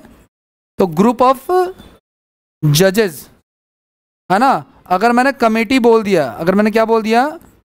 ध्यान रखना, DMTTE होता है। अगर मैंने आर्मी बोल दिया तो ये भी क्या? Group of people. अगर मैंने फैमिली बोल दिया तो ऑब्वियसली बात है इसमें बहुत सारे लोग होते हैं। अगर मैंने कंपनी बोल दिया, ठीक है ना, इसमें भी यूनाइटेड और डिवाइडेड हो सकते हैं, कोई दिक्कत नहीं है। मैंने टीम बोल दिया अगर, तो टीम में भी क्या होता है? अगर मैंने ऑडियंस बोल दिया तो भी क्या हो जाएगा हमारा? ठीक है। अगर मैंने शिप बोल दिया तो भी बहुत सारा हो जाएगा। अगर मैंने फिश बोल दिया तो भी बोल दिया हो जाएगा, एक्सेट्रा एक्सेट्रा। अब कहोगे सर ये क्या चीज़ है, ये क्या बला है, तो मैंने इस पर सोच किया तो पता चला ना, जब हम फिश बोलते हैं ना, आप में से फिश कुछ लोग खाते हैं, लेने जाते हो कभी, खरीदने के लिए गए हो? अच्छा, आप लेने जाते हो, क्या लेने जाते हो? वेल जैसे कि शार्क, अच्छा अच्छा अच्छा, ठीक ठीक ठीक है, मुझे लगा वेल शार्क चल रहा है। अच्छा, रहू भी होती है, ठीक है ठीक है। लेकिन जनरली जब हम मछली बोलते हैं गाइस, तो हम पूरी पूरी दुनिया की जितनी मछली उसकी सोच, उसकी कल्पना करते हैं। समझ पा रहे हो उस चीज़ को? इसलिए फिश को हमने किस वर्ड में डाला है? फिश का मतलब कोई पर्टिकुलर फिश थोड़ी बोल रहा हूँ मैं, फिश का मतलब दुनिया की जितनी मछलियाँ सारी की, इसलिए इसको किस में डाला है? जब हम भेड़ बोलते हैं, शिप बोलते हैं, तो कोई ऐसा पर्टिकुलर भेड़ का ख्याल नहीं आता हमें, ठीक है, बहुत जितनी होती सारी की सारी हो जाएंगी।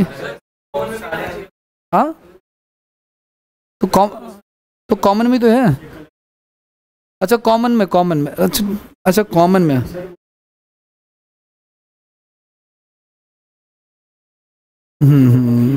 हाँ, ये सही बात है। मैं बताता हूँ सुबह, जब हम भेड़ बोलते हैं, जब हम ये सारे वर्ड बोलते हैं, तो इसमें बहुत सारे लोग होते हैं, ठीक है ना। और जब जैसे इसके लिए जो कॉमन नाउन होता है ना, उसके लिए इनका एक अलग वर्ड होता है। जैसे भेड़ों के झुंड को फ्लॉक कहते हैं, तो फ्लॉक ऑफ शिप होता है, ठीक है ना। या मछलियों के ग्रुप को क्या बोलते हैं? मछलियों के झुंड को क्या कहते हैं?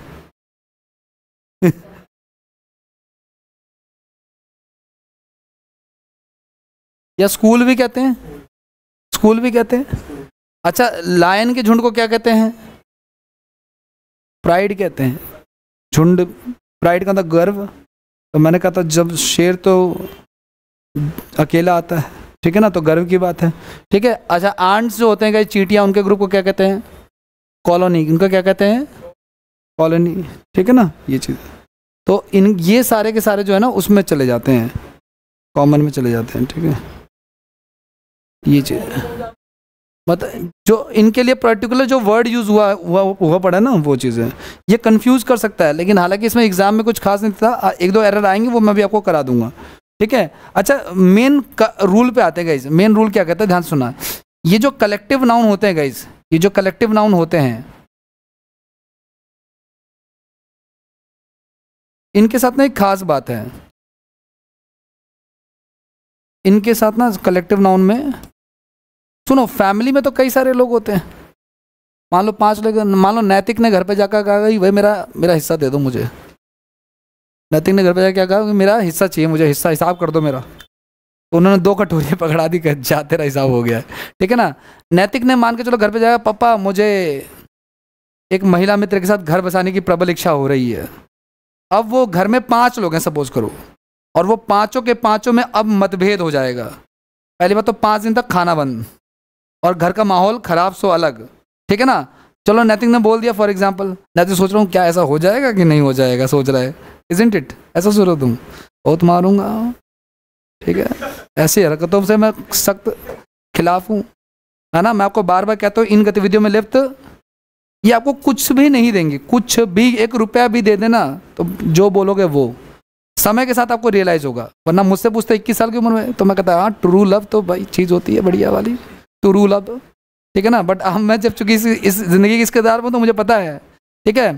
तो एक बच्चे, एक बार मैं क्लास में से पढ़ा रहा था, तो मैंने उनको बोला कि तुम्हें पता है कि मैं ये लव मैरिज वालों के खिलाफ क्यों बोलता रहता हूँ? तो एक स्टूडेंट कह रहा हाँ सर पता है, क्योंकि आपकी नहीं हुई इसलिए आप बोलते हो, ठीक है। नहीं ऐसा नहीं है, मैं आपको ये लाइफ की सच्चाई है। जिनकी हो गई है ना, उनसे जाके जरा पूछना क्या मिला, क्या प्राप्त किया, कुछ भी नहीं। अगर हम आस्था रखें जो पेरेंट्स ने हमारे लिए देखेंगे, अगर हम उसके प्रति आस्था रखें, है ना, तो ये जो सिनेरियो चल रहा है ना, जो हमारे दिमाग में डाल रखा है ना, आज के डेट में बहुत कुछ है। जैसे लड़की की शादी होनी है, फिक्स हो जाती है ना, तो वो यही कहते हैं पता नहीं कैसा दिखता होगा, काला सा दिखता है, ऐसा दिखता है, वैसा दिखता है। वो बात दूसरी कि वो अगले दिन स्टेटस लगाती है best hubby in the world, ठीक है ना। स्टार्टिंग में क्रिटिसिज्म, भाई आप रिस्पेक्ट रखिए, समझ रहे हो। तो ये चीज़ है, अगर मैंने गलतियाँ करी है तो जरूरी नहीं कि आप भी करो, सीखो इस चीज़ से, और इस चीज़ को साइड कर दो तो कोई फ़ायदा। तो आप में से अगर कोई लिप्त है, वैसे तो शक्लों से दिख रहा है मुझे साफ साफ कौन लिप्त है, ठीक है ना, लेकिन आप में से कोई लिप्त है तो उसको साइड कर दो, ठीक है ना। पढ़ाई पे ध्यान दो, पैसे पे ध्यान दो। खासतौर से लड़कों का जीवन बहुत कठिन है, तुम्हारे जीवन में पैसा ही है जो तुम्हारे बचा सकता है और कुछ नहीं। तुम्हारी शक्ल इतनी अच्छी है भी नहीं कि तुम्हें कोई मुंह दिखाई दे 10 रुपए। नहीं, कठिन लाइफ तो है ही, उनकी तो भाई पूजनीय लाइफ है, बता रहा हूँ, बहुत कठिन लाइफ है। लड़कियों का जीवन तो हम सर्वाइव ही नहीं कर सकते, वो दोहरा जीवन जी रही हैं, घर में काम कर रही हैं। बहुत सारी ऐसी लड़कियां जो पढ़ना चाहती हैं नहीं पढ़ पा रही हैं, समझ रहे हो उस चीज़ को आप लोग। और भी बहुत सारे पेरेंट्स की इतनी स्ट्रिक्टनेस है। संडे को एक फेयरवेल था, एक लास्ट बैच मेरा खत्म हुआ, उसका फेयरवेल था, तो हमें मिलना था कहीं पे बाहर। मैंने कहा भाई फलाने जगह पे आप लोग आ जाना, तो उन लड़कियों ने इसलिए मना कर दिया कि उनके पेरेंट्स उनको अलाउड नहीं किया 7 बजे के बाद जाना, समझ रहे हो। तो प्रोग्राम मुझे कैंसिल करके दिन में रखना पड़ा। मैंने कहा दोपहर में खाओ, कोई बात नहीं, क्या कर सकते हैं, समझ रहे हो। लड़कियों के जीवन बहुत कठिन है, वाकई बहुत कठिन, उसकी तो बात ही नहीं करता। तो हाँ हाँ, बैच खत्म होने के बाद होता है, ठीक है, अप्रॉक्सीमेटली 8-9 मंथ्स बाद, ठीक है ना। एक महीने एक ही बार होता है यहाँ पे पार्टी, इसके अलावा और कोई पार्टी यहाँ पे ना, तो कोई छुट्टी ना कोई पार्टी। अगर कोई छुट्टी हो गई है तो कोई विशेष मजबूरी रही होगी, अन्यथा आपको पता ही है, ठीक है ना। यहाँ पे कोई कॉमेडी ही नहीं होती। आगे बढ़े, काम की बात करते हैं। जो किस पे था मैं, हाँ, वो भाई ने बम फोड़ दिया। अब पापा कह रहा मैं इसकी टांगे तोड़ दूंगा। मम्मी पापा के साथ सपोर्ट में। मम्मी, एक बात ध्यान रखना, मम्मी को चुनना हो ना, बेटा या बच्चे या पिता, पापा को चुनेंगी। ये बात लिख के लेना, कहीं तुम सोचो कि मम्मी मुझसे बहुत लगाव रहती है। एक चुटकी में तुम्हें साइड करें, एक साइड में चल भग यहाँ से।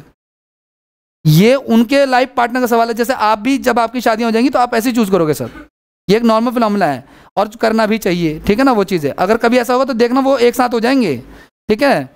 और तुम कभी सोच रहे हो कि मम्मी को जो पता है वो बात पापा को नहीं पता, वो सब पता है, ठीक है। तुम तब तक तुम सो रहे होता जब तक वो पता चल जाती है बात सुबह 7 बजे चाय पीने पे या कुछ ऐसा। सुनो मेरी बात, क्या करता है, भाई ने बम फोड़ा, पापा ने कहा मैं टांगे तोड़ दूंगा, सबसे ऑब्जेक्शन पापा को। फिर मम्मी भी उनके साथ ही हैं, बहन कह रही है कोई बात नहीं, प्यारा भैया मेरा दूल्हा राजा बन के आ गया, कोई दिक्कत वाली बात नहीं है। तो फैमिली 5 अलग अलग डिवाइडेड हो गई है। ये कलेक्टिव नाउन था, फैमिली कैसी थी। अब इनके बीच में मतभेद हो चुका है एक ही पॉइंट पे, तो ये सारे के सारे प्लॉरल यूज होंगे। जब कलेक्टिव नाउन में क्या हो जाएगा गाइस, मतभेद हो जाएगा। क्या हो जाएगा, मतभेद। अगर ये एक मत है तो इनको कहेंगे यूनाइटेड, क्या कहेंगे। और अगर मतभेद हो गया तो क्या कहलाएगा ये। और जब ये मतभेद हो जाएगा गाइस तो ध्यान रखना, वर्ब जो यूज होगी, whether it is helping verb, main verb, plural use होगी। कैसे यूज होगी, तो मैं बोलूंगा family are divided, family are divided in their opinion. समझ पा रहे हो, देयर का यूज क्यों किया, क्योंकि अब दे की तरह ट्रीट होगा वो, दे मतलब बहुत सारे, ठीक है ना। तो अगर वर्ब आएगी प्लूरल, अगर प्रोनाउन आ गए तो वो कैसा आएगा, देयर आएगा। लेकिन अगर मान के चलो भाई ने कहा ऐसा ऐसा सीन है, पापा ने कहा कोई बात नहीं। आजकल तो सिनेरियो चेंज हो रहा है धीरे धीरे घरों का, अब लोग भी एक्सेप्ट कर रहे हैं, बल्कि लोग सरकारी नौकरी को इस चीज़ का एक लाइसेंस मानते हैं। कई तो ऐसे होंगे आप में से जो वादा करके आऊँगा 1 साल बाद आऊँगा मैं नौकरी लेके, आप में से कहीं ऐसे भी होंगे शायद, क्या पता, ठीक है ना। 1 साल बाद आऊँगा, ठीक है ना। वो वाला जोक नहीं सुना कि जब मैं 12वीं में था तो वो 10वीं में थी, फिर मैं ग्रेजुएशन फर्स्ट ईयर में आया तो वो 11वीं में थी, फिर मैं ग्रेजुएशन थर्ड ईयर में आया तो 12वीं में थी। अब मैं एसएससी की तैयारी कर रहा हूँ, वो ग्रेजुएशन फर्स्ट ईयर में है। अब मैं एसएससी की तैयारी कर रहा हूँ, वो ग्रेजुएशन सेकेंड ईयर में है। अब मैं एसएससी की तैयारी कर रहा हूँ, ग्रेजुएशन थर्ड ईयर में है। अब मैं एसएससी की तैयारी कर रहा हूँ, उसने एमए कर ली। अब मैं एसएससी की तैयारी कर रहा हूँ, कल मेरा एसएससी का एग्जाम है और कल उसकी शादी है। समझ रहे, वो वाला जोक देखना कभी, इंटरेस्टिंग है। सुनो तो सही क्या बोला मैंने, जब फैमिली, जब सारे के सारे एक मत हो जाए। अच्छा फैमिली का तो मैंने एक एग्जांपल दे दिया। ऐसे मान लो कोई, आपने वो dance India dance type show देखा है, सिंगिंग टाइप, 5 जज होते हैं जो बहुत सारा नाटक करते हैं, एक खड़ा होकर चला जाता है, एक मुंह बुला लेता है, एक नाराज हो जाता है, ठीक है ना। हाँ, जो भी देखा होगा आपने कंट्रोवर्सी, एक खड़ा होकर सैल्यूट देने लग जाता है, पता नहीं क्या सेंस है, ये कहता है मुंबई आ सकते हैं आप। अगर वो सारे के सारे एग्री हो जाएं कि भाई आप अच्छा गाता है, एग्री इन कर लो आप लोग, ठीक है ना। कहता है मुंबई आ सकता है, आप मुंबई नहीं आ सकता, मेरे को आने का भी किधर है। देखा था ना, मेरे को आने का भी किधर है, मैं तो ऐसे ही आया हूँ इधर। तो मैं चलो कोई बात नहीं, इधर आ जाओ, चलो काम की बात करते हैं, डिस्टर्ब हो जाते हैं हम लोग। मैं क्या कहता, अगर वो 5 लोग जो जूरी की तरह बैठे हुए, जूरी मतलब ग्रुप ऑफ, चाहे वो किसी शो के जज हों या रियल वाले जज हों, ठीक है, अगर वो एक मत हो जाए कि वो एग्री कर रहे हैं कैंडिडेट की, भाई बहुत अच्छा डांस किया, एग्री कर लो, ठीक है ना, तो वो इन हो जाएगा। अगर मतभेद है तो वो आर की तरह यूज होगा, ठीक है ना। तो फैमिली अगर यूनाइटेड है तो family are divided in their opinion. अगर फैमिली एक मत है तो मैं क्या बोलूंगा, फैमिली इज यूनाइटेड। तो उस केस में गाइस अगर यूनाइटेड है, एक मत है, तो फिर क्या यूज होगा, वर्ब सिंगुलर यूज, चाहे वर्ब हो चाहे हेल्पिंग वर्ब हो, सिंगुलर यूज होगा। और प्रोनाउन गाइस इट्स यूज होगा, क्या यूज होगा, हाँ, द फैमिली, ध्यान से सुनना, the family is divided in, sorry, the family is United in its opinion, कौन सा वाला इट्स, यही वाला, कॉमा वाला नहीं, ये मत कर देना। समझ पा रहे हो क्या? इसका मतलब इट इज होता है, ये कुछ अलग चीज होती है, आगे चर्चा करेंगे प्रोनाउन के चैप्टर में इसके बाद। ये अलग होता है, ये होता है पॉजिटिव एडजेक्टिव, ये भी एडजेक्टिव होता है। आगे बढ़ जाएं तो कलेक्टिव नाउन क्लियर है आपको? क्या होता है अगर मतभेद हो जाए तो वर्ब कैसी आएगी, और अगर एक मत हो जाए तो सिंगुलर आएगी, सीधी सी बात है, इसमें कुछ खास करना ही नहीं है। कुछ एग्जाम्पल देख लो जो एग्जाम ओरिएंटेड है, जैसा मैंने कहा कि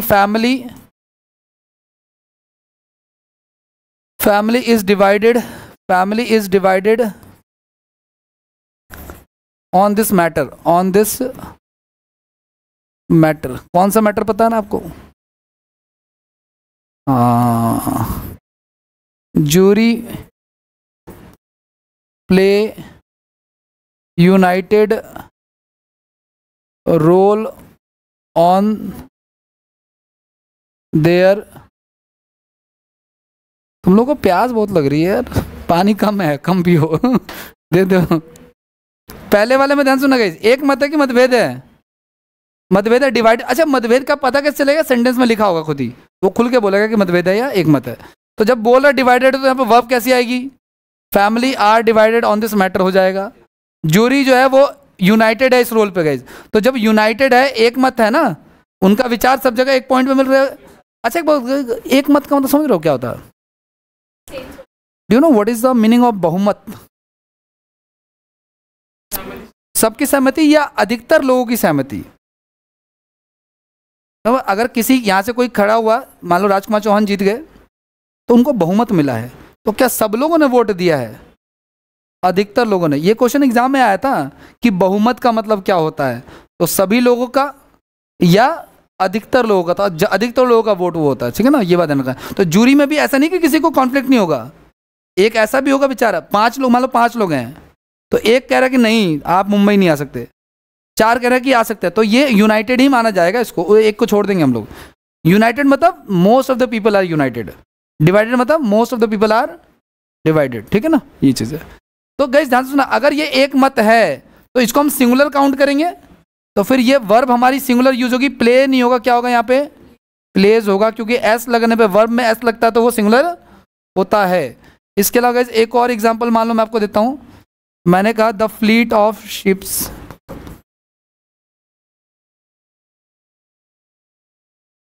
हाँ यहाँ पे इट्स भी आएगा भाई, जब एक मत है तो यहाँ पे प्रोनाउन कौन सा? देयर नहीं आएगा, कौन सा वाला? विदाउट एस कॉमा वाला है ना, एपोस्ट्रोफी एस वाला।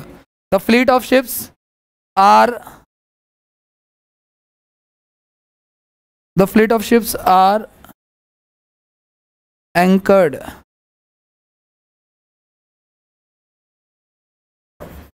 Near the,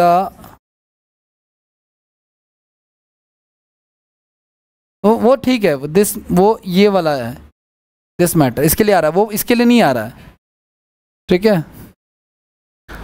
on the harbour, अच्छा गाइस ये जो शिप मैंने लिखा था ना, ये शिप जो है ना आपका, ये कोई भी शिप हो सकता है। अच्छा एक बात है, जब देखो मैंने कहा ना कलेक्टिव नाउन में वो हर एक चीज़ आएगी गाइस जिसको बोलने से पूरे के पूरे ग्रुप ऑफ पीपल का पता चल रहा हो। तो जैसे मैंने पानी का जहाज बोला, शिप बोला, तो इसमें भी कोई पर्टिकुलर जहाज थोड़ी बोल रहा हूँ मैं, वो चीज़ है। तो ये वाला शिप रख लो या दूसरा रख लो, कोई फर्क नहीं पड़ता इससे। काफिला, जहाज़ों का काफिला होता है, ठीक है ना। हार्बर फॉर इंस्पेक्शन, ये बताओ इसमें क्या दिक्कत है?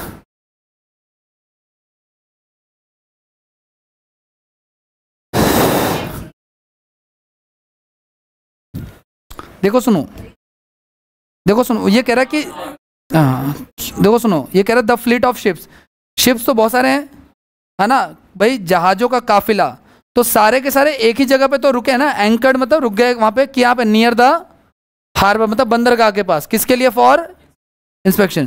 तो ये जो लिखा हुआ ना, ये सारे के सारे एक साथ कहाँ पे रुक गए हैं, ठीक है ना। तो यहाँ पे हम क्या यूज करेंगे, जब ये यूनाइटेड है सारे के सारे, तो फ्लीट के लिए हम यहाँ पे इसका यूज करेंगे। कहाँ पे? क्या कह रहे हो आप?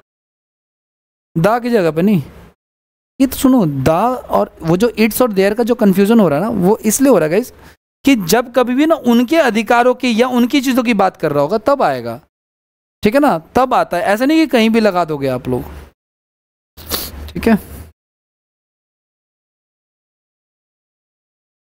हो गया, नेक्स्ट लिख लो आप लोग मटेरियल नाउन, इसको नेक्स्ट क्लास में कंटिन्यू करते हैं। वोकैब की शीट निकाल लीजिए, देना है क्या वो रखे तो फिर यहीं पे देख लो आप लोग।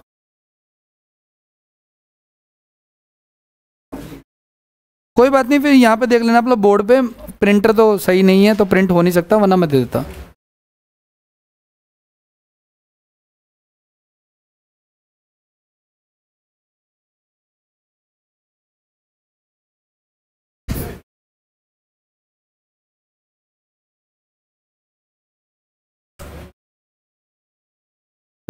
भैया मैं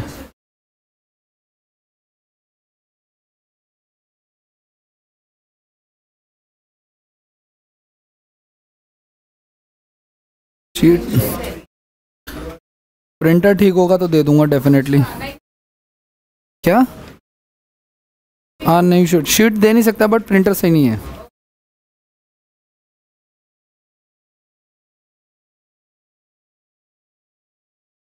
आगे बढ़े, आओ सुनो।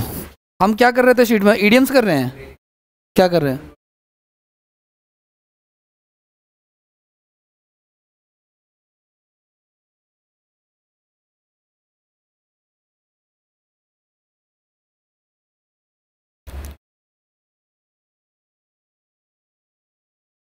कितना नंबर? 200।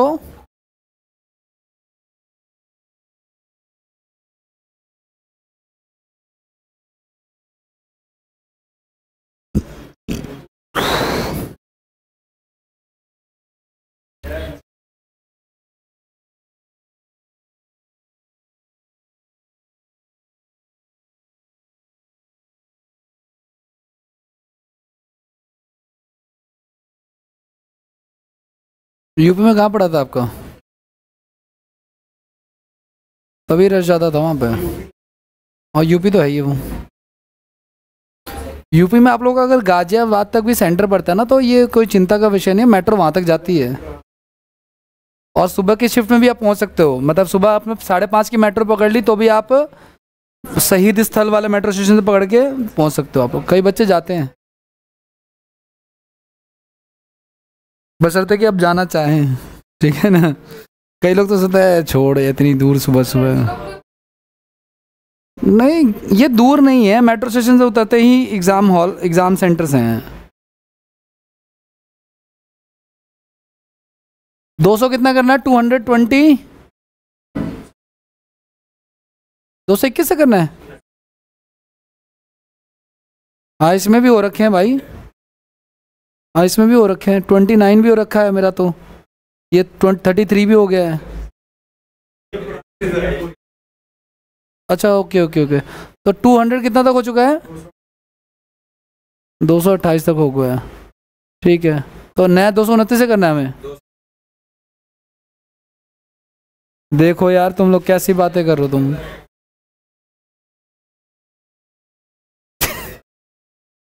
ये तुम्हारी डेलीगेशन को बता रहा है।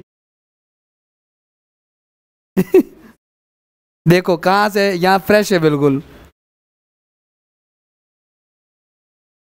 चेंज कर दिया था मैंने। आओ करें हाँ बोलो। कोई बात नहीं, आ जाओ। 53 से यहाँ देख लो, शीट प्रिंट हो जाएगा, जब ठीक हो जाएगा तो प्रिंट आपको मिल जाएगी शीट, ठीक है, नेक्स्ट क्लास में। तब तक धैर्य रखिए। और यहाँ पे देखिए, अ person who is easy deceive, guys ऐसा व्यक्ति जिसको हम जल्दी धोखा दे दें, मतलब जिसको आसानी से धोखा दिया जा सके, भोला बाला सीधा साधा, उसको हम कहते हैं गुलीवल। क्या कहते हैं उसको हम लोग? ऐसा व्यक्ति जिसको ईजिली क्या किया जा सके, डिसीव कर सके, तो उसको हम क्या कहेंगे? गुलीवल कहेंगे, ठीक है ना। गुलीवल का मतलब क्या होता है आपका? सीधा साधा टाइप का व्यक्ति। और one who changes side, guys समझ पा रहे हो क्या? वो देखा आप लोगों ने डायरेक्ट, उसमें कहता है कि यार तू मेरी तरफ है कि उसकी तरफ, मैं कहता हूँ मैं तो तेरी तरफ ही हूँ। समझ पा रहे हो? तो जब आप कहते हैं ना कि, तो ये ऐसा व्यक्ति जो आया था इनकी सहायता के लिए, लेकिन मौका देखते इन्हीं को क्या करने लग गया? पीटने लग गया, ठीक है ना। तो टर्न कोट बोलते हैं गाइज। टर्न कोट मतलब क्या हो गया? चेंज कर लिया। क्या चेंज कर लिया उसने? ठीक है ना, साइड चेंज कर लिया, ठीक है। इमेच्योर का मतलब क्या होता है गाइज? फ्रेशर टाइप का। इमेच्योर क्या होता है? जिसको नोविस टाइप का। नोविस क्या होता है? जिसको कोई भी तजुर्बा ना हो। जैसे आप लोग सीवी में लिखते हो ना कि आई एम प्रेशर, ठीक है, तो नोविस को और भी वर्ड होता है, टायरो भी कहते हैं इसको हम लोग, ठीक है ना, ठीक है। और इसके अलावा और क्या कहते हैं इसको? ग्रीन हॉर्न कह सकते हैं। ऐसा आदमी जिसके सिंग अभी पके नहीं है, मतलब जिसको अभी तजुर्बे का बड़ा फायदा होता है सर। नॉलेज से कुछ नहीं होता, तजुर्बा बहुत बड़ी चीज़ होती है, जो मैं फील करता हूँ, ठीक है ना, ये चीज़ है। आगे की बात करें तो ये एमेच्योर नोविस एक ही चीज़ है गाइस। इन्वेटर क्या होता है? जो इन्वेट करता है, अटैक करता है। A person with the same name as another guys, इसको हम लोग क्या बोलेंगे? इसको हम लोग बोलेंगे नेम सेक। इसको हम क्या बोलेंगे? कोई जैसे मेरा नाम है मनोज, किसी और का भी नाम क्या हो जाए? A same name as a person with the same name as another, ठीक है ना, तो वो हो जाएगा हमारा नेम सेक। एक होता है गाइस, एक पैसिडोनिम भी होता है गाइस, ध्यान से सुना आप लोग। एक पैसिडोनिम भी होता है, एक वर्ड इसी से रिलेटेड, उपनाम, जैसे राजकुमार उर्फ कालू, समझ पा रहे हो, या विराट कोहली उर्फ चीकू, नहीं चीकू, है ना, वैसे कुछ मतलब निक नेम टाइप का, घर पे जो बोलते हैं, ठीक है ना। मैं आप लोगों के नाम नहीं पूछूंगा, घर वाले टेंशन मत लो आप लोग, ठीक है। आगे की बात करें, अच्छा गाइस एक और वर्ड होता है गाइस, एक होता है नेम से रिलेटेड बात करें तो तीन बातें बताई। एक होता है नेम सेक, जिसका सेम नाम हो। एक मैंने बोला आपको पैसिडोनिम बताया मैंने आपको, स्पेलिंग का एक बार देखना पड़ेगा, तो वो क्या होता है? उपनाम, जिसको निक नेम कहते हैं। और एक होता है गाइस आपका पोस्टथॉमस, मरणोपरांत कोई चीज़ अगर कोई मिलती है ना, बस इससे रिलेटेड एक वर्ड, मरणोपरांत कोई चीज़ में, देखो सुनो, a book written by the death of his author, उसको कहते हैं पोस्टथॉमस बुक, समझ पा रहे हो। सेना के किसी जवान को अगर परमवीर चक्र मिल रहा है और वो अब इस दुनिया में नहीं है, शहीद हो चुका है, तो उसको बोलेंगे पोस्टथॉमस मेडल, ठीक है ना। अगर कोई ऐसे बच्चे का जन्म हो रहा है जिसके पिता का डेथ हो गई है, नहीं है उसके पिता, तो उसको कहेंगे पोस्टथॉमस चाइल्ड। मरने के बाद चाहे किसी बच्चे का जन्म हो, या कोई किताब लिखी गई हो, या कोई मेडल मिला हो, या कोई भी चीज़ मरने के बाद अगर हो रही है किसी के, ठीक है, जो उसके द्वारा की गई थी, तो वो पोस्टथॉमस होता है। स्टडी ऑफ इन्वायरमेंट गाइस क्या हो जाएगा? इकोलॉजी का मतलब क्या होता है गाइस? लॉजी का मतलब होता है अध्ययन, लॉजी का मतलब क्या होता है? अब ध्यान से सुनना आप लोग गाइस, अगर पेट्रोलॉजी लिखा हुआ है, क्या लिखा हुआ है अगर पेट्रोलॉजी, तो किसका? पेट्रोल का अध्ययन। फिर नहीं, वो फिर अब यही तो बात इंग्लिश की खास बात है कि इंग्लिश में किसी भी चीज़ को ऐसे आप फिक्स नहीं कर सकते कि यही होगा, समझ पा रहे हो आप लोग। वैसे टेक्नोलॉजी में हम समझ सकते हैं कि लॉजिक का अध्ययन किसका अध्ययन? टेक्नोलॉजी, टेक का, ठीक है ना, वो जी बोला जा सकता है इसको कोई, लेकिन टेक्नोलॉजी पूरा नाउन यूज होता है एज, है ना, टेक के सब में, ठीक है। पेट्रोलॉजी क्या होता है? चट्टानों का अध्ययन, किसका अध्ययन? Study of rocks, study of rocks क्या रखना, ठीक है ना। अच्छा गाइस एक और ध्यान रखना, लेमनोलॉजी, लेमन का अध्ययन। फिर ये होता है झीलों का अध्ययन। लेमनोलॉजी क्या होता है आपका? झील समझ रहे हो ना आप, लेक्स वगैरह। अच्छा गाइस एक होता है हिस्टोलॉजी, हिस्ट्री का अध्ययन। ऑब्वियस सी बात है नहीं, हिस्टोलॉजी होता है guys study of tissues, study of tissues. हमारा शरीर किससे मिलकर बना है? सेल से मिलकर बना है। किससे मिलकर बना है? हमारा शरीर सेल से मिलकर बना है। बहुत सारे सेल मिलकर क्या बनाते हैं? टिश्यूज। बहुत सारे टिश्यूज मिलकर ऑर्गन बनाते हैं, बहुत सारे ऑर्गन मिलकर क्या बनाते हैं? ऑर्गन सिस्टम बनाते हैं, बॉडी बनाते हैं, ठीक है ना। हिस्टोलॉजी हो गया हमारा। और बताओ डेंड्रोलॉजी गाइज, डेंड्रफ का अध्ययन। डेंड्रोलॉजी क्या होता है? झाड़ियों का अध्ययन। किसका अध्ययन? झाड़ियों का अध्ययन। समझ। तो इंग्लिश में ना आपको ऐसे वर्ड मिलेंगे कि आपको लगेगा कि हिस्टोलॉजी में तो हिस्ट्री का अध्ययन।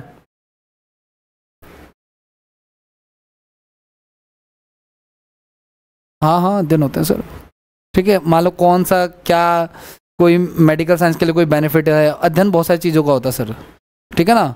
किसी किसी का तो पूरा जीवन निकल जाता है जिस चीज़ पर हम कभी विचार नहीं कर रहे हैं, हाँ उस टाइप का कुछ, ठीक है ना, झाड़ियों, ठीक है। तो लेमनोलॉजी में लेमन का नहीं है, पेट्रोलॉजी में पेट्रोल का नहीं है। समझना चीज़ को, ऐसे बहुत सारे वर्ड बन सकते हैं जो आपको कंफ्यूज करेंगे। रेडियो, हाँ रेडियोलॉजी मतलब ऐसे जिसमें ना रेडियो वेव्स टाइप कुछ कुछ, जैसे एक्सरे हो गया, alpha rays, beta rays, gamma rays, इस तरह का। पैथोलॉजी, पैथोलॉजी किसका अध्ययन? A science of finding diseases. Pathology labs होती है ना जिसमें हम या तो ब्लड टेस्ट कराते हैं या यूरिन टेस्ट या सलाइवा टेस्ट, कुछ ऐसा टूल टेस्ट, ठीक है। तो वो जो लैब जिसमें होता है पैथोलॉजी लैब होता है, ठीक है ना, मयूर एक्सरे, ठीक है, हाँ पैथोलॉजी लैब्स बोलते हैं, ठीक है ना। आगे की बात करें, नेक्स्ट लॉजी समझ गए ना आप लोग। कॉस्मोलॉजी आपका पूरा कॉस्मिक से रिलेटेड है ना, और एक होता है गाइस एक्सोलॉजी, एक्सोबायोलॉजी होता है जो अंतरिक्ष का रिलेटेड होता है। कॉस्मो भी वही होता है, सेम अंतरिक्ष वाला ही। आगे नेक्स्ट की बात करते हैं, आ जाओ लॉजी से आगे बढ़ते हैं। A person who is unduly anxious about his or her health, guys ध्यान सुना आप लोग, एक ऐसा व्यक्ति जिसको लगता हो, जो बिना बात के अपनी हेल्थ को लेकर चिंतित हो कि यार मैं बीमार ना पड़ जाऊं, मैं ये ना कर दूं, मैं वो ना कर दूं। समझे इस चीज़ को। मैंने ये देखा भी, जो मैं 4 दिन गांव गया था 4 साल बाद, मैंने देखा कि गांव में एक बच्चा जो है ना खूब खेलता है। समझ रहे हो इस चीज़ को आप लोग। समझना, मेरी बात को ध्यान से सुनना। 2 प्रकार के लोग हैं, मैंने पहले भी शायद बताया था आई थिंक ये, ठीक है। 2 प्रकार के बच्चे, एक को शहर में रखा गया और एक को गांव में। शहर वाला जो बच्चा है वो बहुत ही हाइजीन मेंटेन करता है, मिनरल वाटर पीता है, ये वो, गोलगप्पे खाता है तो दस्ताने लगा के खाता है, ठीक है ना, वो चीज़ है। गोलगप्पों की अपनी कहानी है, अगर आपको ज़्यादा स्वाद चाहिए तो आपको दस्ताने हटाने पड़ेंगे, थोड़ा बहुत ऐसे ऐसे करना पड़ेगा तो स्वाद बढ़ जाएंगे, ठीक है ना। समझे आप लोग। अच्छा, 2 प्रकार के बच्चे हैं, एक जो हाइजीन मेंटेन कर रहा है और जो नहीं कर रहा। 5 साल तक गाइस हमारे बॉडी के अंदर जो हमारे जो वाइट सेल्स हैं, WBC हैं, जो एंटीबॉडीज़ बनाते हैं, जो हमारी रोग प्रतिरोधक क्षमता को इंक्रीज करते हैं, वो हेल्पफुल होते हैं। तो लाइफ टाइम जो बच्चा अनहाइजीन रहा ना 5 साल तक, वो लाइफ टाइम हेल्दी रहेगा, और वो बच्चा जो प्रोटेक्टेड रहा है ना, जो वो अनहेल्दी रहेगा वो। क्योंकि हमारे बॉडी में जो जितने इम्यून सिस्टम हमारे स्ट्रांग होना था वो 5 साल तक हो गया। इसलिए बच्चों को खूब जरूरी है कि वो मिट्टी में खेले। मैं तो एक बार कोविड में आ रहा था, तो एक बच्चे का ना पिता उसको नाली से निकाल रहा था, मैंने निकालते तक पूरा कीचड़ में लथपथ था। मैंने कहा इस बच्चे को कोविड का फूफा भी आ जाएंगे ना, कुछ नहीं कर पाएंगे, ठीक है ना, इतना इम्यून सिस्टम स्ट्रांग है। लेकिन वो बच्चा जो शहर में रहा है ना, बात पे आज सुबह मैं, पता है, बाय डिफॉल्ट आज मैं एक्सरसाइज करने चला। मैं कभी कभी जाता हूँ, ये मेरे जन्म में एक ऐतिहासिक घटना है कि आज मैं एक्सरसाइज करने चला गया। जब पसीना निकला शरीर, तो मेरे को रियलाइज हो यार, मैं वो दिन भूल गया कि मैं तो पसीने में ही बैठा रहता था पूरे दिन। पढ़ाई करते तो एसी वैसी होता नहीं था, तो आदत इतनी बिगड़ रही है धीरे धीरे कि पूछो मत, ठीक है, ये चीज़ है। तो ये कहानी है। तो 5 साल तक हमारा इम्यून सिस्टम स्ट्रांग है, इसलिए बच्चे जितना खेले, जितना लोटे, उतना और लौटा दो उस पर, और मिट्टी गिरो, जितना सीखे उतना ठीक है। क्योंकि जब तक इम्यून सिस्टम बनेगा उसके बाद फिर 5 साल के बाद नहीं बनने वाला है। अब जब आज मुझे बीमार होगा ना, मैं बुखार होगा मुझे, तो मेरा ब्लड जो है, मेरा जो बॉडी है, जो मेरा WBC है, वो रिकॉल करेगा कि इसको पहले भी बुखार हुआ था, तो हमने कैसे इसको टैकल किया, तो बॉडी खुद ही उसको वो करेगी, रिटेलिएट करेगी। समझ रहे हो इस चीज़ को। तो मिडिल क्लास की यही तो समस्या है कि हम पहले बीमार पड़ते हैं, फिर 2 दिन हम इंतजार करते हैं कि खुद से ठीक हो जाएं, फिर सोचते फिर चलो देखते हैं, एक दिन मेडिसिन वाले खा के देख लेते हैं, 1.5-2 रुपये 5 रुपये की दवाई, फिर भी नहीं होता, तो लास्ट में डॉक्टर भी यहाँ के समझदार हैं, पहले 1-2 दिन वो भी दवाई देगा, जब नहीं होगा तो उसके बाद फिर वो टेस्ट करेगा कि भैया अब तो करा ही ले, तो तुम मरेगा जिएगा, तू करा ही ले तू टेस्ट। वो समझ पा रहे हो इसको। तो इम्यून सिस्टम जो बनना था वो कहाँ तक बन गया। सेम ऐसे ही वो मैंने आपको बताया ना पोलियो के लिए। अच्छा देखो, नॉर्मली हमारे जीवन में सारे वायरसेस हमें मिल जाते हैं, लेकिन कुछ एक वायरस बहुत यूनिक होते हैं जो हमें नहीं मिलते हैं, तो उसके लिए गवर्नमेंट हमें वो वायरस देती है। जैसे कि पोलियो की जो दवाई दी जाती है, वो पोलियो की दवाई नहीं, पोलियो का वायरस होता है। क्या होता है वो पोलियो का, दवाई तो अंदर बन रही है, समझ रहे हो। वो पोलियो को पकड़ते हैं, एक वायरस को, उसके हाथ पैर तोड़े, जैसे आपने बचपन में मच्छर पकड़ा था, पहले उसका पंख उखाड़ा था, फिर एक टांग उखाड़ी थी, फिर देख रहा था कि लंगड़ के चल रहा नहीं चल रहा, फिर दूसरी टांग उखाड़ी, फिर लास्ट में आपने उसको स्वाहा कर दिया था, ठीक है ना। ऐसे ही गवर्नमेंट पोलियो के वायरस को लिया, उसको वीक किया, फिर बच्चे की बॉडी में क्या कर दिया, बॉडी में 5 साल तक के बच्चों को तो देते हैं पोलियो। कभी देखा है किसी बड़े को पीते हुए? नहीं देखा होगा, क्योंकि इम्यून सिस्टम बॉडी के अंदर ही वायरस वो दे रहे हैं हमें फ्री में। समझ पा रहे हो इस चीज को। हाँ, अगर मान लो बॉडी में नहीं गया, तो आपकी बॉडी ने कभी पोलियो का वायरस नहीं देखा, तो मेडिसिन नहीं बनी, तो इन फ्यूचर जब तुम रावत की कचौड़ी खाओगे, कला मंदिर की कहीं की भी, तो खाना तो गर्म होता है, तो वायरस उसमें कुछ नहीं होता। लेकिन जो तुमने उसके ड्रम का पानी पी लिया, वो जो नीला वाला होता है, काला वाला, तो भाई साहब उसमें हो सकता है, क्योंकि पोलियो का वायरस हवा पानी से, कंटेजियस डिजीज है, हवा पानी से फैलता है। इसको आप लोग, ये चीज़ है, इसीलिए वो दिया जाता है। आगे बढ़ जाए। फिलहाल ये क्या कह रहा है, एक ऐसा व्यक्ति गाइस जो अपने हेल्थ को लेकर चिंतित हो, तो इसको हम लोग क्या कहते हैं, इसको हम कहते हैं गाइस वैलेटुडिनेरियन कहते हैं गाइस। याद रखना आप लोग, ऐसा व्यक्ति जो हेल्थ कॉन्शियस होता है गाइस, जो ये जिसको हमेशा लगे यार मैं बीमार पड़ जाऊंगा, मैं ये हो जाऊंगा, मैं वो हो जाऊंगा, उस टाइप के व्यक्ति को। आगे बढ़े। अगला, a person who train for travelling into space guys, क्या आप कहेंगे इसको। The dates when days and nights are equal, the dates when days and nights are equal. कब हो सकता है days and nights are equal भाई?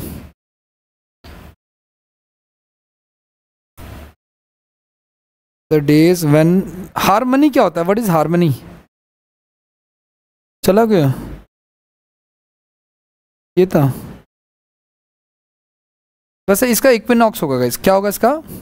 इक्विनॉक्स होगा। अच्छा गाइस, कभी इंग्लिश में वर्ड है ना इक्वाइन, तो इसका मतलब होता है रिलेटेड टू हॉर्स। इसका मतलब क्या होता है? आपको पता है ये ग्लोब है गाइस, ये क्या है? और ये है 0 डिग्री इक्वेटर, 0 डिग्री अक्षांश, भूमध्य रेखा, विषुवत रेखा भी बोलते हैं। आपको पता है ज़्यादा, अच्छा देखो ये है नॉर्थ अमेरिका और ये है, this is Africa continent, this is India, China, Russia, Europe continent, और ये है ऑस्ट्रेलिया। ऑस्ट्रेलिया एक ऐसा महाद्वीप है गाइस जो साउथ कॉन्टिनेंट में, कहाँ पे है? ध्यान रखना, साउथ वालों का जो एटमॉस्फेयर होता है वो नॉर्थ वाले से उल्टा। अगर यहाँ सर्दी तो वहाँ, तो वो लोग, एक क्वेश्चन आया था एग्जाम में कि कौन सा देश है जो कि गर्मियों में क्रिसमस मनाता है? तो क्रिसमस जनरली कब मनाते हैं हम लोग?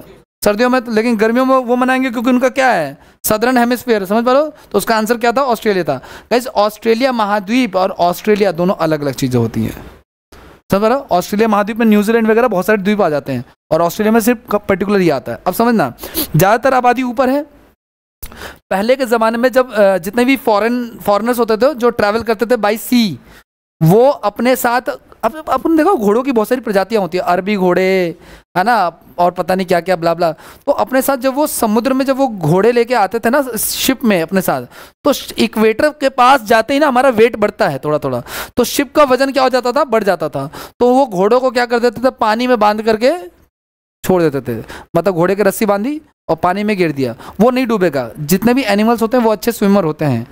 अगर आपके सामने कभी टाइगर आ जाए तो कभी पानी में मत कूदना, क्योंकि वो आपसे बढ़िया तैर सकता है, समझ रहे हो उसको? कभी मूवी देखना वो वाला एक, ठीक है ना, लाइफ ऑफ पाई मूवी में दिखा रखा, अच्छा स्विमर होता है टाइगर। और जितने भी ये होता है ना क्वाड्रेप्टेड एनिमल्स, चौपाया जानवर, वो सारे के सारे अच्छे तैराक होते हैं, तो उनके सामने नहीं कूदना। तो उन्होंने घोड़ों को रस्सी बांध के क्या कर दिया, तो उन्हीं घोड़ों से जब वो लाइंस को क्रॉस करते थे ना, उसी को इक्विनॉक्स बोलने लगे। तो इक्वाइन वर्ड कभी आ जाए तो रिलेटेड टू हॉर्स होता है गाइस, रिलेटेड टू, ये रूट वर्ड याद रखना। बाकी इक्विनॉक्स का मतलब ये होता है गाइस जहाँ पे दिन और रात क्या होते हैं। तो ये जो अरब के जो बंदे आए सी के थ्रू, उन्होंने ये जो लाइंस क्रॉस करी, ये जो इक्वेटर्स क्रॉस करे, इसी कारण से इसको इक्विनॉक्स बोल दिया, ठीक है। इक्वाइन का मतलब क्या होता है? Related to horse. आगे की बात करते हैं, नेक्स्ट अगर है हार्स और डिस्टॉर्डेंट साउंड गाइस, इसको क्या बोलेंगे? मेरे यहाँ पे सब्जी मंडी जो बी ब्लॉक, उसमें एक आलू वाला भैया है, बहुत ही सही आवाज आता है, आलू ले ले ऐसे करे, बहुत हार्ड, बहुत ही कर्कश आवाज है, समझ पा रहे हो इस चीज को आप लोग? बहुत कैसी आवाज है? और जिसकी कर्कश आवाज होता है इसको कैकोफोनी कहते हैं। क्या कहते हैं इसको? कक्का जी फोन पे बातें कर रहे थे, तो कक्का जी की आवाज कैसी है? ठीक है, कड़वी है, ठीक है। अभी मैंने मोनो का मतलब बताया गाइस, मोनो का मतलब क्या, और टोन मतलब टोन, तो एक ही टोन में जो बात करे वो एक, ठीक है। हार्मनी मतलब तो खैर गाइस सुखद वाला होता है, हार्मनी मतलब क्या होता है, ठीक है। हार्मनी फील होगी जब नौकरी लग जाएगी, ऐसा कुछ, ठीक है। सिम्फनी भी यही सेम चीज, हार्मनी सिम्फनी एक ही चीज है। हाँ, हार्मनी भी खुशी भी कहते हैं, स्टेसी भी कह सकते हो आप इसको। खुशी के लिए एक वर्ड होता है गाइस ECSTASY, परम आनंद को कहते हैं, ये वर्ड आया हुआ, ध्यान रखना इस चीज का। आगे बढ़ जाए, नेक्स्ट की बात करते हैं guys. An arrangement of event according to the dates of occurrence, इसको कहते हैं गाइस क्रोनोलॉजी। तो क्या कहते हैं? जब हम किसी इवेंट्स को सीक्वेंस में अरेंज करते हैं, जैसे पूरा साल शुरू हो गया, सबसे पहले हमने हैप्पी न्यू ईयर मनाया, फिर हमने मान लो कि चलो हमने वो बैसाखी मनाई, फिर हमने मान के चलो बसंत पंचमी मनाई, फिर हमने होली मना ली, शिवरात्रि मना ली, ऐसे करके।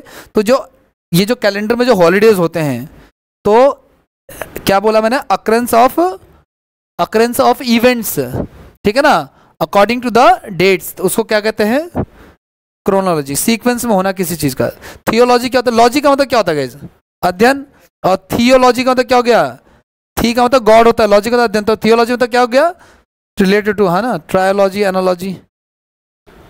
अगला next, a large bedroom for a number of people in an institution, dormitory हो जाएगा इसका। क्या हो जाएगा? किसी भी कोई भी इंस्टीट्यूशन वगैरह में होता नहीं, जैसे बड़ा सा हॉल है जिसमें बहुत सारे बेड्स हैं, वहाँ पे कोई सेपरेट चैम्बर नहीं है, कमरा नहीं है, सबको एक खुले में सोना है। बहुत सारे छोटे छोटे बेड्स, जो हॉस्टल फैसिलिटी है कुछ ऐसा। जैसे आप कभी जाते हो घूमने के लिए, मान लो वृंदावन कहीं गए आप, तो वहाँ पे आपका बजट नहीं है आपका होटल लेने, तो आप किसी आश्रम में चले गए, ठीक है, तो धर्मशाला टाइप का, तो वहाँ पे बहुत सारे बेड्स हैं, आप सो जाओ, फ़ोन के बेड के नीचे फ़ोन रखो, सुबह मिलता नहीं उसमें, ठीक है। डॉर्मेट्री में तो क्या होता है, शयन कक्ष बोलते हैं इसको, जहाँ पे आप क्या कर सकते हो, आराम कर सकते हो। और देख लो, a person with evil reputation. Guys दुनिया में दो प्रकार के लोग हैं, अच्छे काम के लिए फेमस है या बुरे काम के लिए। जो अच्छे काम के लिए फेमस है, लाइक एपीजे अब्दुल कलाम, उनको कहते हैं एमिनेंट, क्या कहते हैं उनको, एमिनेंट कहते हैं, एमिनेंट साइंटिस्ट हैं, ठीक है ना। और जो बुरे काम के लिए फेमस है गाइस, उसको कहते हैं नोटोरियस। उसको क्या कहते हैं हम लोग, तो नोटोरियस मतलब क्या होता है, कुख्यात होता है। तो किसके लिए पूछा ये, तो हमारा आंसर क्या हो जाएगा। और अच्छे काम के लिए गाइस रिनाउंड भी होता है, अच्छे काम के लिए रिनाउंड भी होता है। फेमस का तो नॉर्मली फेमस ही होता है। A person who believe that everything is easily, है ना, एक ऐसा व्यक्ति जो दूसरों पे आसानी से भरोसा कर ले, तो क्रेडुलस हो जाएगा, विश्वास पात्र हो जाएगा, ठीक है। रिलायबल तो कोई चीज भी हो सकता है, पर्सन की बात कर रहा है यहाँ पे।